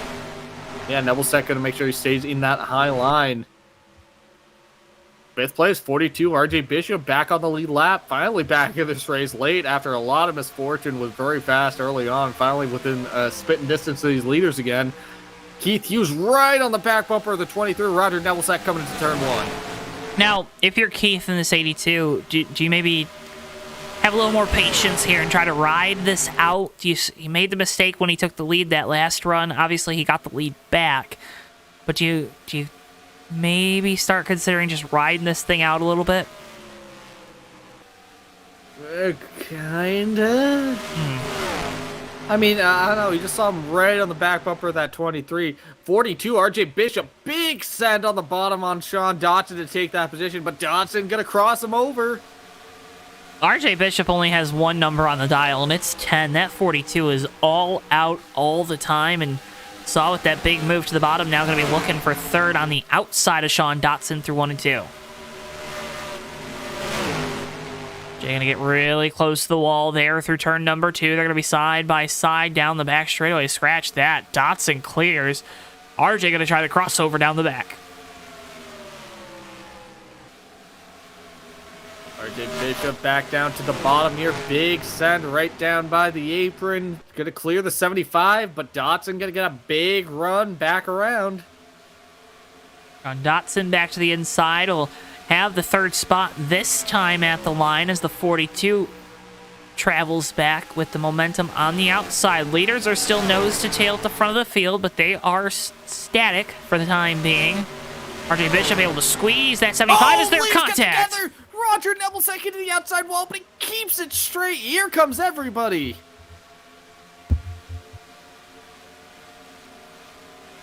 Get you a look at what happened here with the leaders. And I think Nebelsek just caught the wall. Oh, he just barely, that thing just stepped out on him. He caught the wall very lightly enough that the car unloaded and just almost spun on him. Had to save it. But that really sets Roger Nebelsek back here. He's going to be relegated back to the 5th position. And now those tires are a little bit toast. Yeah, that right rear is probably gone on that car, and that is not a winning combination if you're Roger Nebelsek in that 23 crew. Here comes RJ. Keith Hughes is now getting a fight from RJ Bishop, like you were just saying. Yeah, RJ Bishop's got a lot of speed in this 42. He has to put a run together here, though. Had the big wreck down the back a couple cautions ago. They managed to pull the damage out on the rear end of that 42, and he's going to look for the lead. Down. Bishop on the inside here, coming off of turn number 4. It's going to be a drag race back to the line. 82 going to carry the momentum on the outside. Keith Hughes holds on to the top spot for the time being. RJ Bishop going to try to regroup here this time. Through 1 and 2. And scratch that. Just going to go for the lead here through the center of the corner. Now complete the pass coming off. See if the 82 does the crossover, Ricky.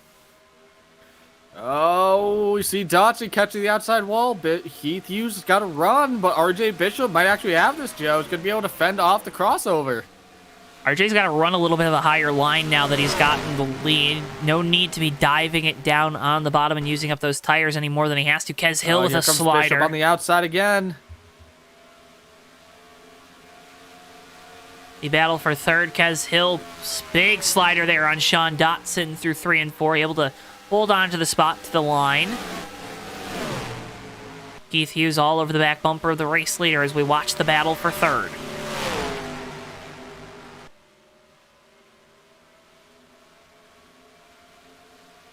Bob says just in time to see Keith dump someone. Yeah, probably.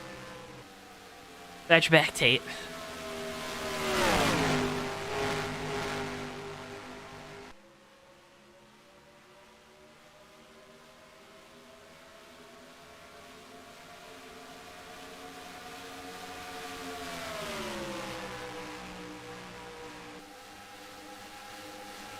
Bishop and Hughes coming down to turn 1. RJ Bishop's going to go all the way down the track, but Keith got right back onto the back bumper of that 42. We'll see if Keith gets a big run here using that eye line. RJ almost catches that outside wall. Keith's got a big run here coming down the back straightaway.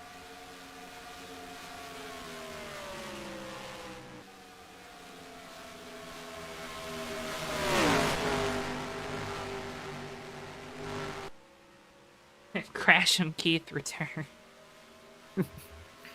Keith Hughes and RJ Bishop putting up a great fight here. We're probably going to have to do at least one more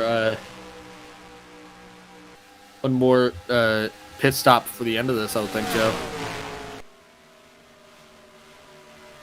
One more pit stop, but you have to make it there, too, right? You can't... Yep, that's what I'm thinking right now, is that these guys are really fighting right now.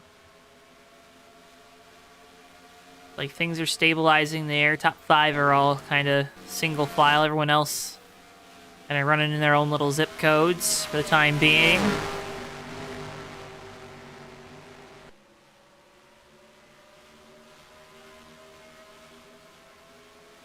RJ Bishop with control here from Fontana.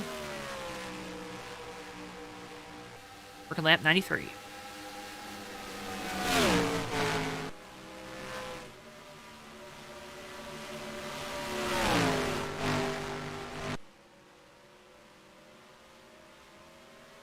Bishop still hanging on to point. Keith Hughes in second, third spot. Right now is Kez Hill. We are talking about earlier that Kez Hill couldn't really afford to have any more mistakes. That was really going to set him back, but I guess we should have counted on everyone else having some mistakes. Jason Dady gets to the outside wall right in front of the leader, stays clean, but this is going to let Keith Hughes get a really big run. Hughes is going to snake underneath the 51, but that's going to kind of hurt his run too. Kez Hill gets to the bottom of Dady. But we were talking about that Kez Hill was going to have some difficulty bouncing back from that incident, but I think we didn't take into account everyone else having issues as Jason Dady again blows a right front tire down here in turn 1. Yeah, Jason Dady down How a many tire. tires is that, Joe? It's too many.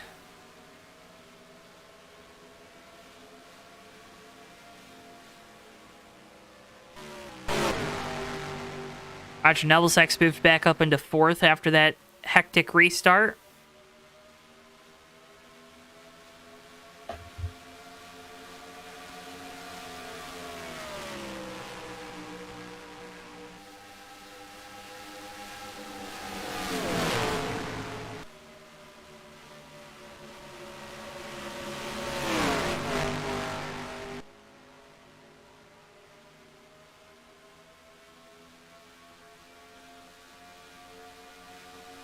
These 3 cars up front here all starting to get closer and closer together. Kez Hill right here with the 82. They're just tracking down this 42 right now of RJ Bishop.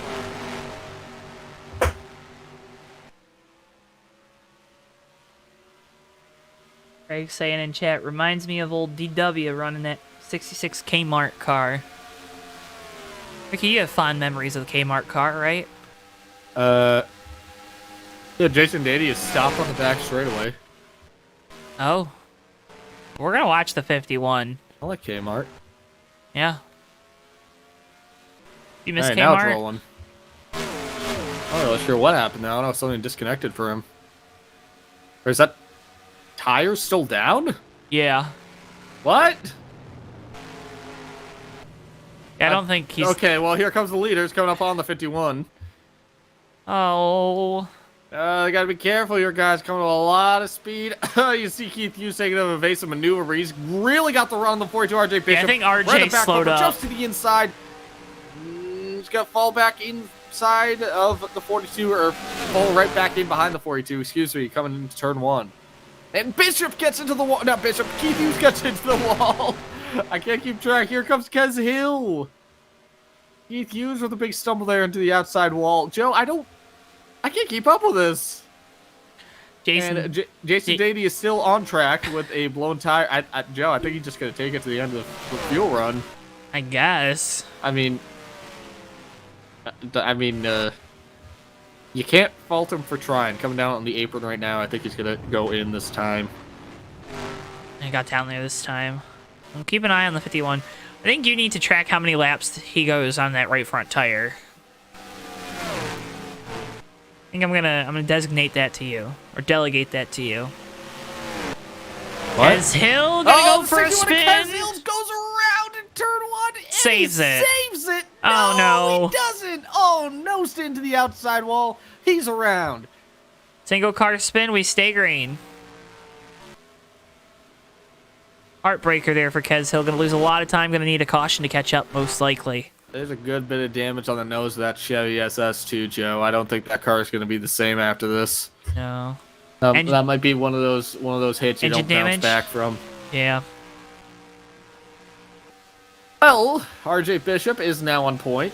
In second spot is now going to be Keith Hughes in the 82 car. Third spot goes to Roger Nebelsack in the 23. And Kez Hill slowing down, coming onto pit road here. So these guys up front, I would imagine it's like dealer's choice. Just get within the fuel window and then come down whenever. Dealer's choice. On what lap they come down, they can do it anytime now.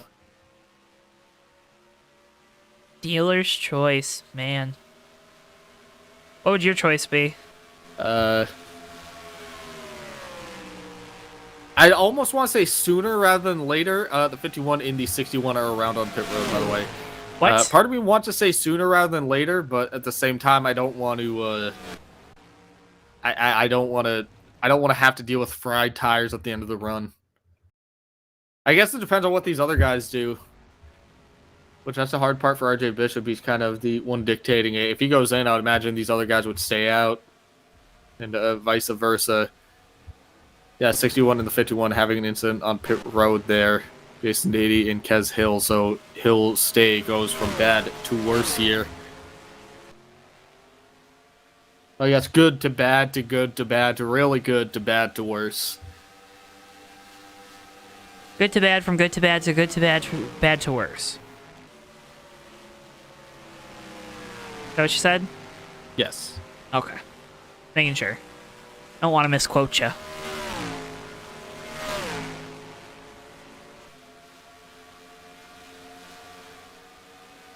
RJ Bishop, your race leader here. This 42 car, just on a Sunday stroll at this point. Keith Hughes about to turn back right now. In the 82, Roger Nebelsick a little bit further back. I know that 23 probably going to be able to go the longest out of these guys. Been doing that all throughout this race.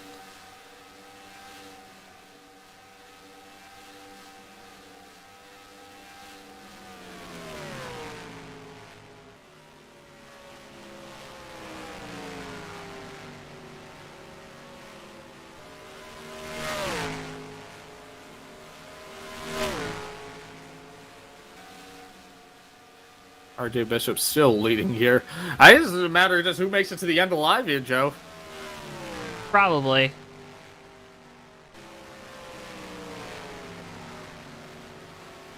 Got any good song recommendations for the fans out there, Ricky? Not at the moment. My brain's all focused on the race. Okay.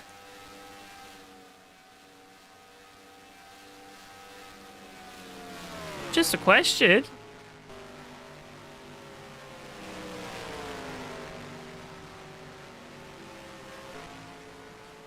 Wait, the real track lets you ride your bike, Tate? That's pretty cool.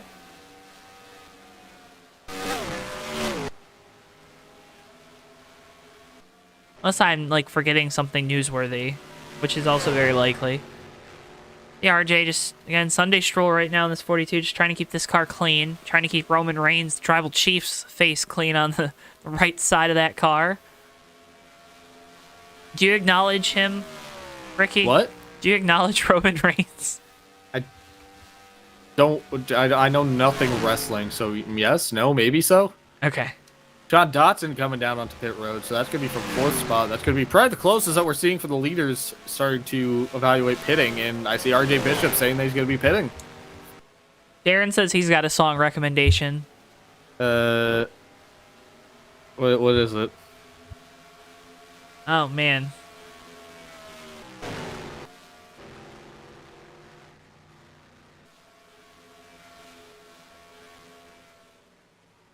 RJ Bishop coming down pit lane, the 42. Here comes a 23, Roger Nebelsick, so Keith Hughes going to be the only one of the leaders to stay out, and... There he is. Oh, that scared me, Joe. That scared me. That says Kenny better than Roman. Matt, we're going to have a conversation, bud, because that is... Man, I don't know about that one.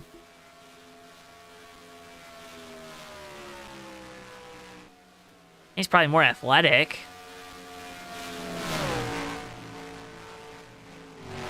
If Keith Hughes still staying out, no indication he's coming down pit road yet.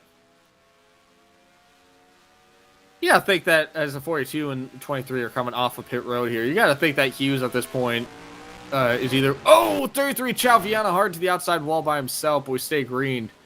You have to think that either he uses...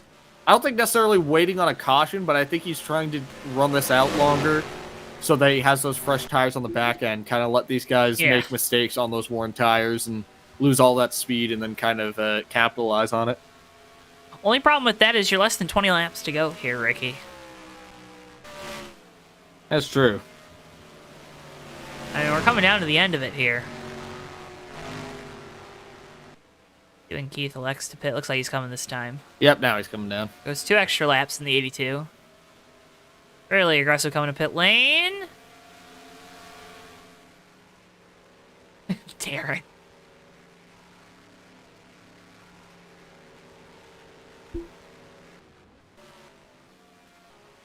So watch the 42 of RJ Bishop. He should cycle through with the lead. Roger Nebelsack should hopefully cycle through with second. The way he's probably got a little extra speed. See if Keith Hughes, I mean, he was really aggressive coming to pit road. Hopefully no penalties there on that 82 Accord. There's the 42 exiting turn 4 now. There's the 23.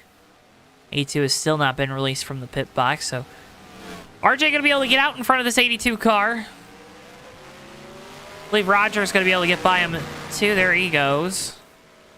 But Keith Hughes is going to fall back to third. Might be in danger. No, it doesn't look like he's going to be in danger of falling back to fourth. Sean Dotson a lap down to these guys, so. Only the top 3 on the lead lap, Ricky. My top 3 on the lead lap. Keith Hughes back up to speed here on the back straightaway. 33 cars, 3 laps, or 5 laps down. They're to the inside of the 82.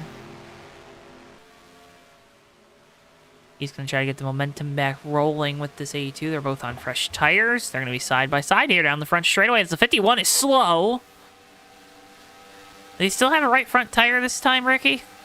I am not sure. Looks like it. It's Looks the like wall. it, yeah. I guess he's still got a tire. So RJ's got the lead now in this 42. He has taken this car off of the wall since he's got so much clean racetrack behind him. Roger getting a little loose there. Big save with the brake pedal that time. Gonna lose a lot of momentum, though, because here comes Keith Hughes. Where Keith Hughes is going to have the freshest tires out of all these guys.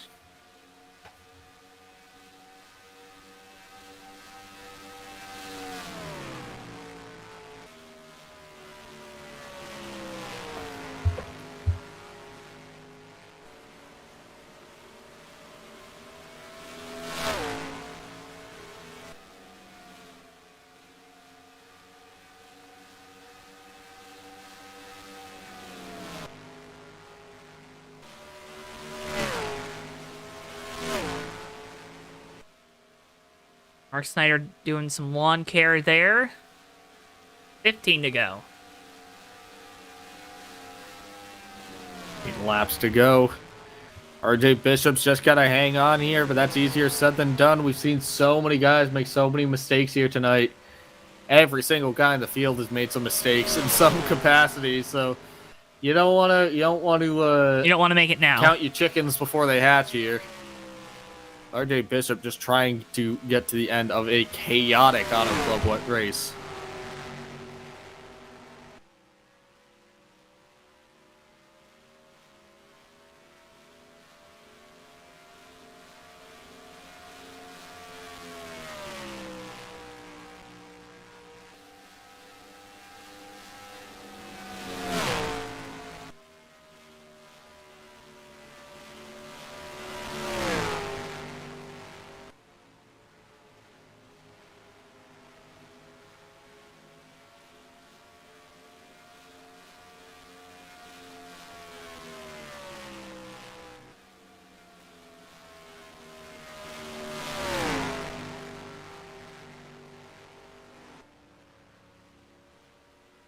Well, last time by, RJ Bishop ran about a second slower than Roger Nebelsack, Joe. So I definitely think this differential is going to shrink a little bit. So you're saying there's enough time there for the 23 to run him down?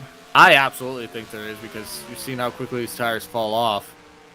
That time by 42.248 for the 42, and then a 41.811 for the 23. But 23 also just caught the 27 at a really bad time there.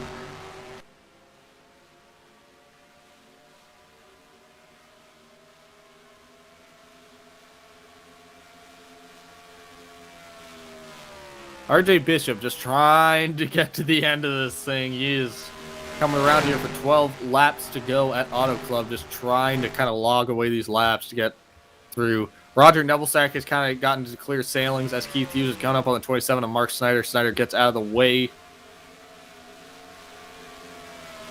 See Hughes kind of going all over the track there, trying to get the draft of the 23 of Nebelsack, just a whiff of it. Well, if these two can get lined up too, I mean, maybe they gain a little bit of speed and can run down the 42. Possibly. Possibly. Possibly. Whoa.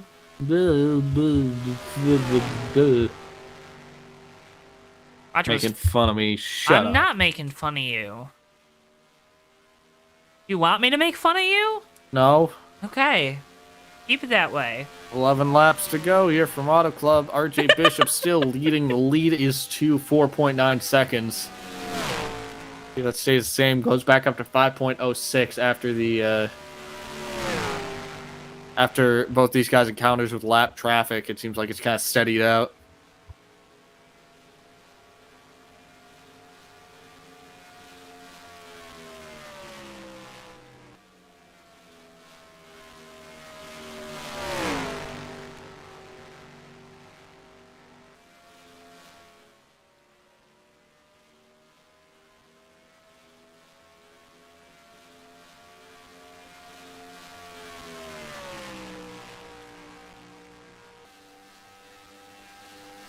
Joe, I believe that's 10 laps to go right there.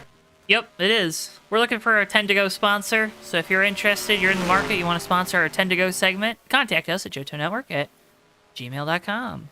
Oh, no. Yeah, RJ Bishop had a pretty slow lap last time by. He cut the lead down by about 0.2 of a second. Actually, 42.455 to Keith Hughes' 41.740. That 82 car passed Roger Nebelsack like he was standing still. Now he is setting his sights on our leader here, Keith Hughes, as RJ Bishop comes across the line for 9 laps to go. He's going to run a lap time of 42.607. A little further back, the 82 Honda of Keith Hughes, 42.173. So about 0.5 of a second quicker Keith Hughes is right now. That being said, I don't know if that's going to be enough to close in. I think he's going to need Bishop to make some mistakes.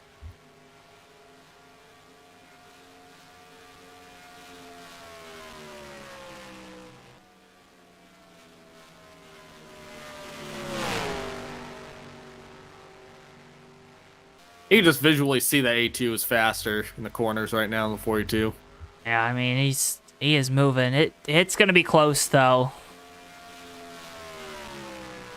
42.627, going to be coming across the line.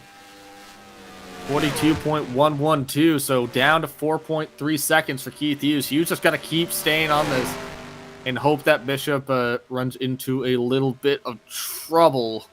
All right, this 42, the handling's going away. You can definitely tell the handling's going away in that 42 machine.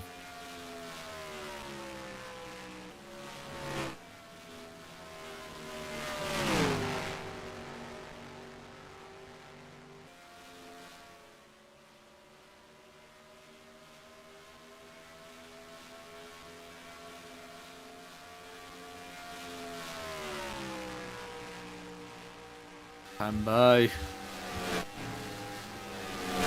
3.9 seconds. Keith Hughes has cut that lead down on RJ Bishop.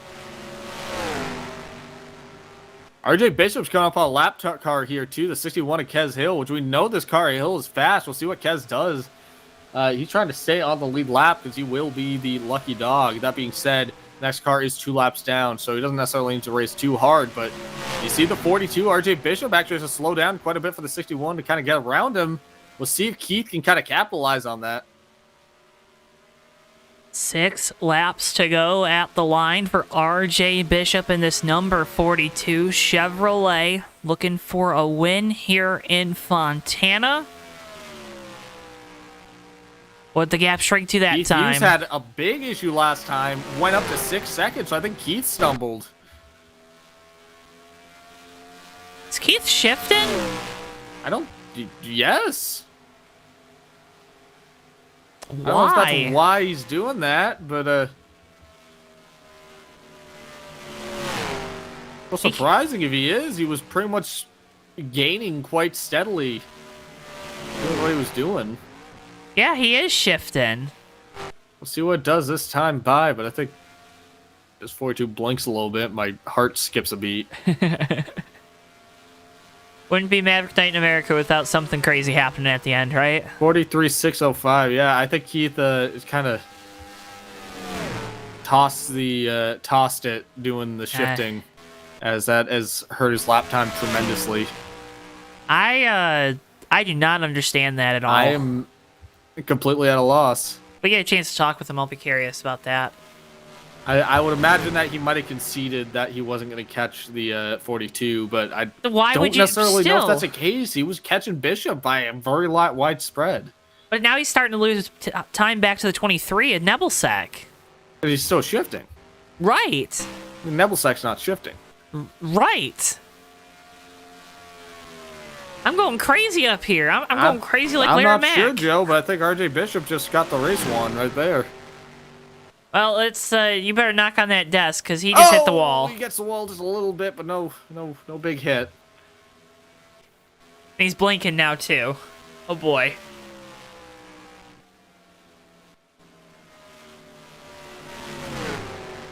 Three laps to go here from Fontana. RJ Bishop with the lead in this 42. Car's going all over the track right now. He just wants that to hold out here. And he is blinking too. Gotta be careful not to blink across the line. I'm sure they'll give him the lap back if he blinks across the line, but I know what you mean.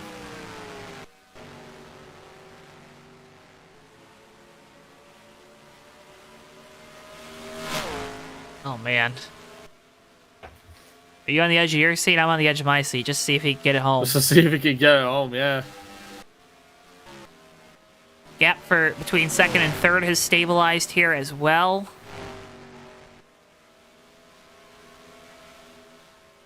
Two laps to go. 4 miles left here in Fontana.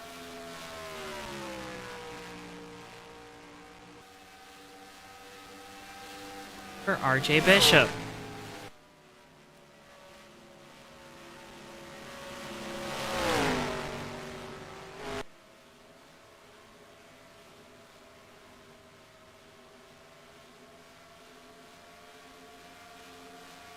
Navigating his way down the back straightaway into turn number 3 for the penultimate time.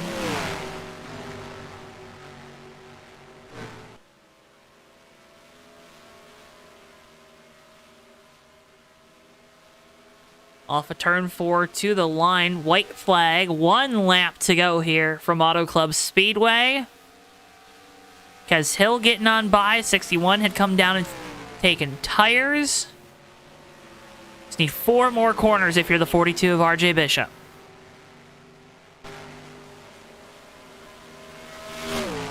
Gets through 1 and 2 A-OK. Keith Hughes and Roger Nebelsack way too far back to catch him. Into 3 and 4 we go. RJ Bishop has had an up and down night. At one point was parked backwards into the inside wall off of turn number 2. That doesn't matter now as the driver of the 42 comes off of turn number 4. And RJ Bishop will win here from Auto Club. What an impressive rally from driver 42 here this evening. Bishop with the victory. Keith Hughes comes across the line sideways in second, and Roger Nebelsack once again finishes third. Again, folks, stick around. We'll talk with our top 3 finishers here tonight. A couple cars still finishing up. Jason Dady, Kez Hill, Brandon Rustin. They're in the 018, going to come across the line. Kez Hill, Jason Dady. RJ Bishop in the WrestleMania Chevrolet. As WrestleMania goes Hollywood, RJ gonna go Hollywood with a victory here tonight in Fontana.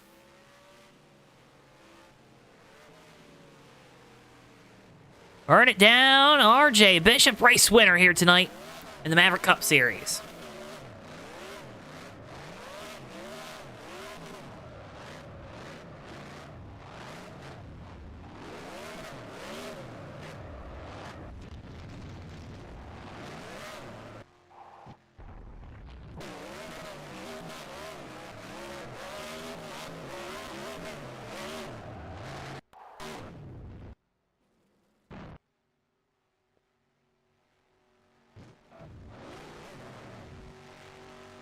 Bishop going to park it in victory lane. We'll move on to our post-race coverage.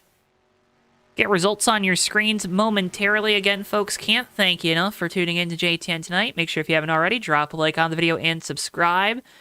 Again, doing so helps support us so much. As we get the results on your screens, let's once again get a word from our friends with AutoSim 2. Have you ever wanted to manage your own racing team? Or what if you could go back in time to see if a particular season could have finished differently? Well, folks, have no fear because AutoSim 2 is here. With fully customizable roster files, you can create your own world or try to recreate the past. Heck, you could even try to predict the future through AutoSim 2's Sim Mode. Don't like the passive approach? Well, then get more hands-on in Owner Mode, where you decide who drives your cars and what companies will sponsor them. Down on your luck? Well, then scout some new talent that will get you to the top. Already super successful? Try moving up the ladder or expanding to truly solidify your racing empire. However you want to play, AutoSim 2 has you covered and is now available for purchase through the Steam store for $9.99. Now go make your mark and build your legacy in AutoSim 2. And back here on JTN. Again, folks, can't thank you enough for watching. Remember, you can get your copy of AutoSim 2 now available on Steam. Let's go ahead and start. You want to go third to first or first to third, Ricky? Let's go third to first. All right, let's go ahead and start with the driver of the number 23 Ski Machine, Roger Nebelsack. Roger, you got a copy? Yeah, Joe, go ahead. All right, buddy. Third place finish. An early spin sets you back. And then after that, it's just a rally back to the front. How are you able to manage that? I'm not sure how to unpack all that, to be honest with you. I was through the spin cycle, that's for sure. I just knew that if I could just keep the car straight, because I tell you what, that old Ski Machine was absolutely mean tonight. She had no turning into the corners, and that made things a lot scarier. She was just chattering the front like nobody's business. I finally got used to slowing it up enough just to make it turn, but man, oh man, that was rough. But I did notice that toward the end of that very first run there, after the caution or whatever it was, where I think finally three of us spun and we got the caution. I got some new tires on it, and I think towards the end of the run, I was saying, okay, I'm picking off cars. I've got better tire wear than what a lot of the rest of these guys do. So it's a long race. Just log laps like I did last week at Daytona and just see where I finish. Get lucky there a couple times with the caution coming out as you're still out on track and the rest of the drivers have gone through their pit cycle. Was that just always going to be the strategy play there once you got set back to try to stay out as long as possible? Yeah, I was going to see if it wasn't for the cautions, which I can't believe that happened to me twice. I don't know how that happened, but it did. I was just trying to see if I could push that envelope just a little bit further, thinking that we're going to have some green flag runs, and then have just, towards the end, maybe 4 or 5 lap fresher tires than say whoever was around me. So that was the ultimate goal what I was trying to accomplish tonight, but it kind of got thrown in the washing machine pretty quickly. Well, Roger, another third place finish here tonight. Can't tell you for sure. I believe this might catapult you up the point standings. We'll have to wait until those come out here in the next day or so. But congratulations on another podium here to start the year. Before we let you go, I want to give you the opportunity. You got a lot of great partners on this 23 car. The floor is yours, buddy. You know what to do. Yeah, thanks, Joe. I will start with Josh Chu and Josh's eggs. I was on the deck lid of the car, and I told him after I interviewed you last week that I totally forgot about him, so he is first on the list today. So thanks, Josh, for sponsoring the sim racing for all these years and being a sim racing partner as well. And glad to have you on board. Ski Citrus Soda as well. I'm breaking a sweat. I'm going to go need to crack one after this one, as this was a long one. To the wife for letting me race all the time, or at least 2 nights a week, without putting up too much of a fit. And everybody else, Ben for putting on the league, you guys for bringing all the fun to JTN and letting us watch these races and relive glory and tell stories that are kind of like fish stories, that each time they each time we tell them, they get a little bit bigger. Well, Roger, it's always a pleasure to talk with you again. Cannot thank you enough for your time here this evening, and congratulations on the podium finish. Yeah, thanks, Joe. Yeah, I'm fairly certain I picked up the points lead off that one because I believe that Jess and whoever the second place finisher was last week were not here tonight. So I think Sean finished right behind you and led a lap too. So so Sean was here last week too. Okay, Yep. so it'll be close. It'll be very it'll close. be close. Roger. Yep, so we'll see you next week, Joe. All right, Roger Nelson, driver the number 23, your third place finisher here tonight. Let's go ahead and next bring in our second place finisher, driver the number 82, Keith Hughes, leads a race high 47 laps, but not able to close the deal at the end there. Keith, how take us through the race. I needed a caution at the end. My tires were gone. Yeah. I was cooking them as hard as I could to catch, and then they just fell off. So you got Ricky and I a little befuddled up here because that last run, you're gaining time on the 42. You're making up. There was a lap I think he made up a second on him. He probably made a mistake somewhere along the way. I think everyone was slip sliding around out there. But all of a sudden, you're shifting in the corners. What went into that decision? My tires were gone, so I needed that. I needed that acceleration. I need to loosen up my rear end because I was going to hit the wall each lap at that point. So I was just going to all right, my tires are done. I'll just settle for second. So I was just sitting there. I caught as much as I could, and I was hoping he'd make a mistake. He didn't make a mistake, so I was just stuck in second without a caution. Well, stuck in second without a caution, but a really good night for you here tonight. Obviously, we didn't make it out last week at Daytona to defend that race win, but how does it feel? Get a second place finish. It was a race it looked really tough out there on the track, tough conditions. Everyone slip sliding around.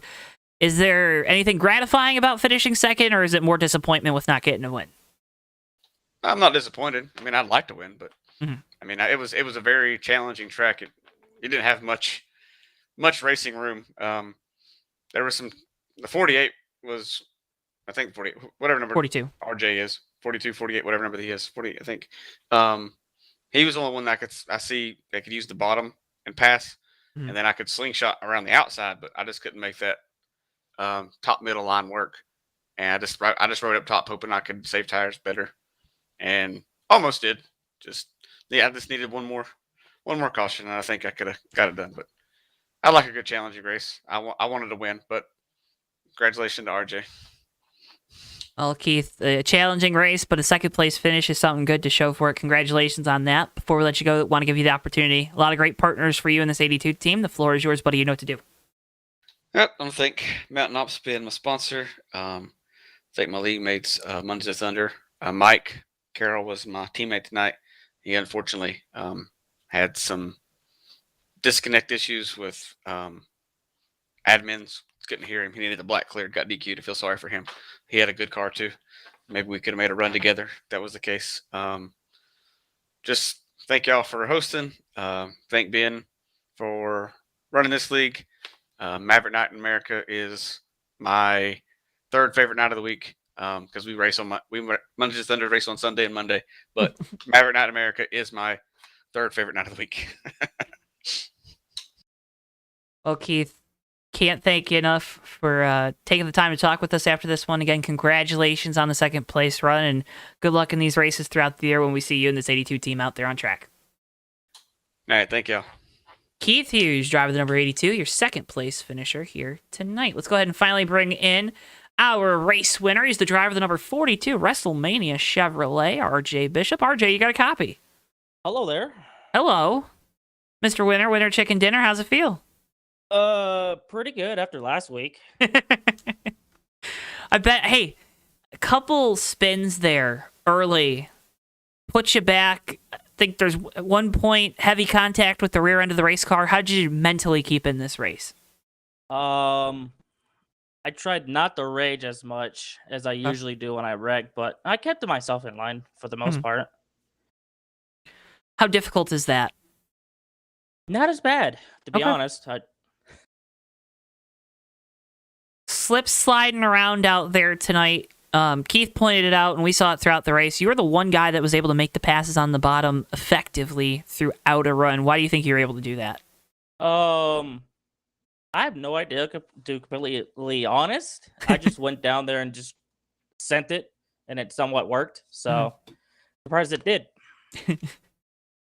Well, any significance of the win here tonight? Obviously, big win. Talked about it. You mentioned it there. Not a good start to the season last week, but a win here. Does that get you back on track to where you want to be here in the Maverick Cup Series?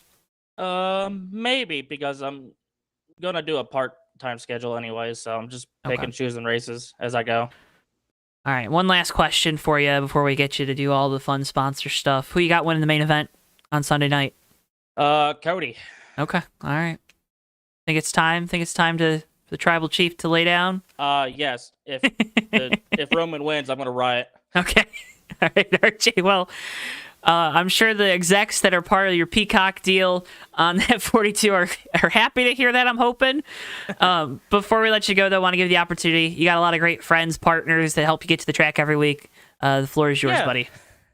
First off, I would like to thank my whole team, because I was in 2 different chats, and the other team speak was cheering me on. So I would like to thank them, because they mostly kept me in line. So I'd like to thank them, my team, and this whole Peacock WrestleMania Chevy.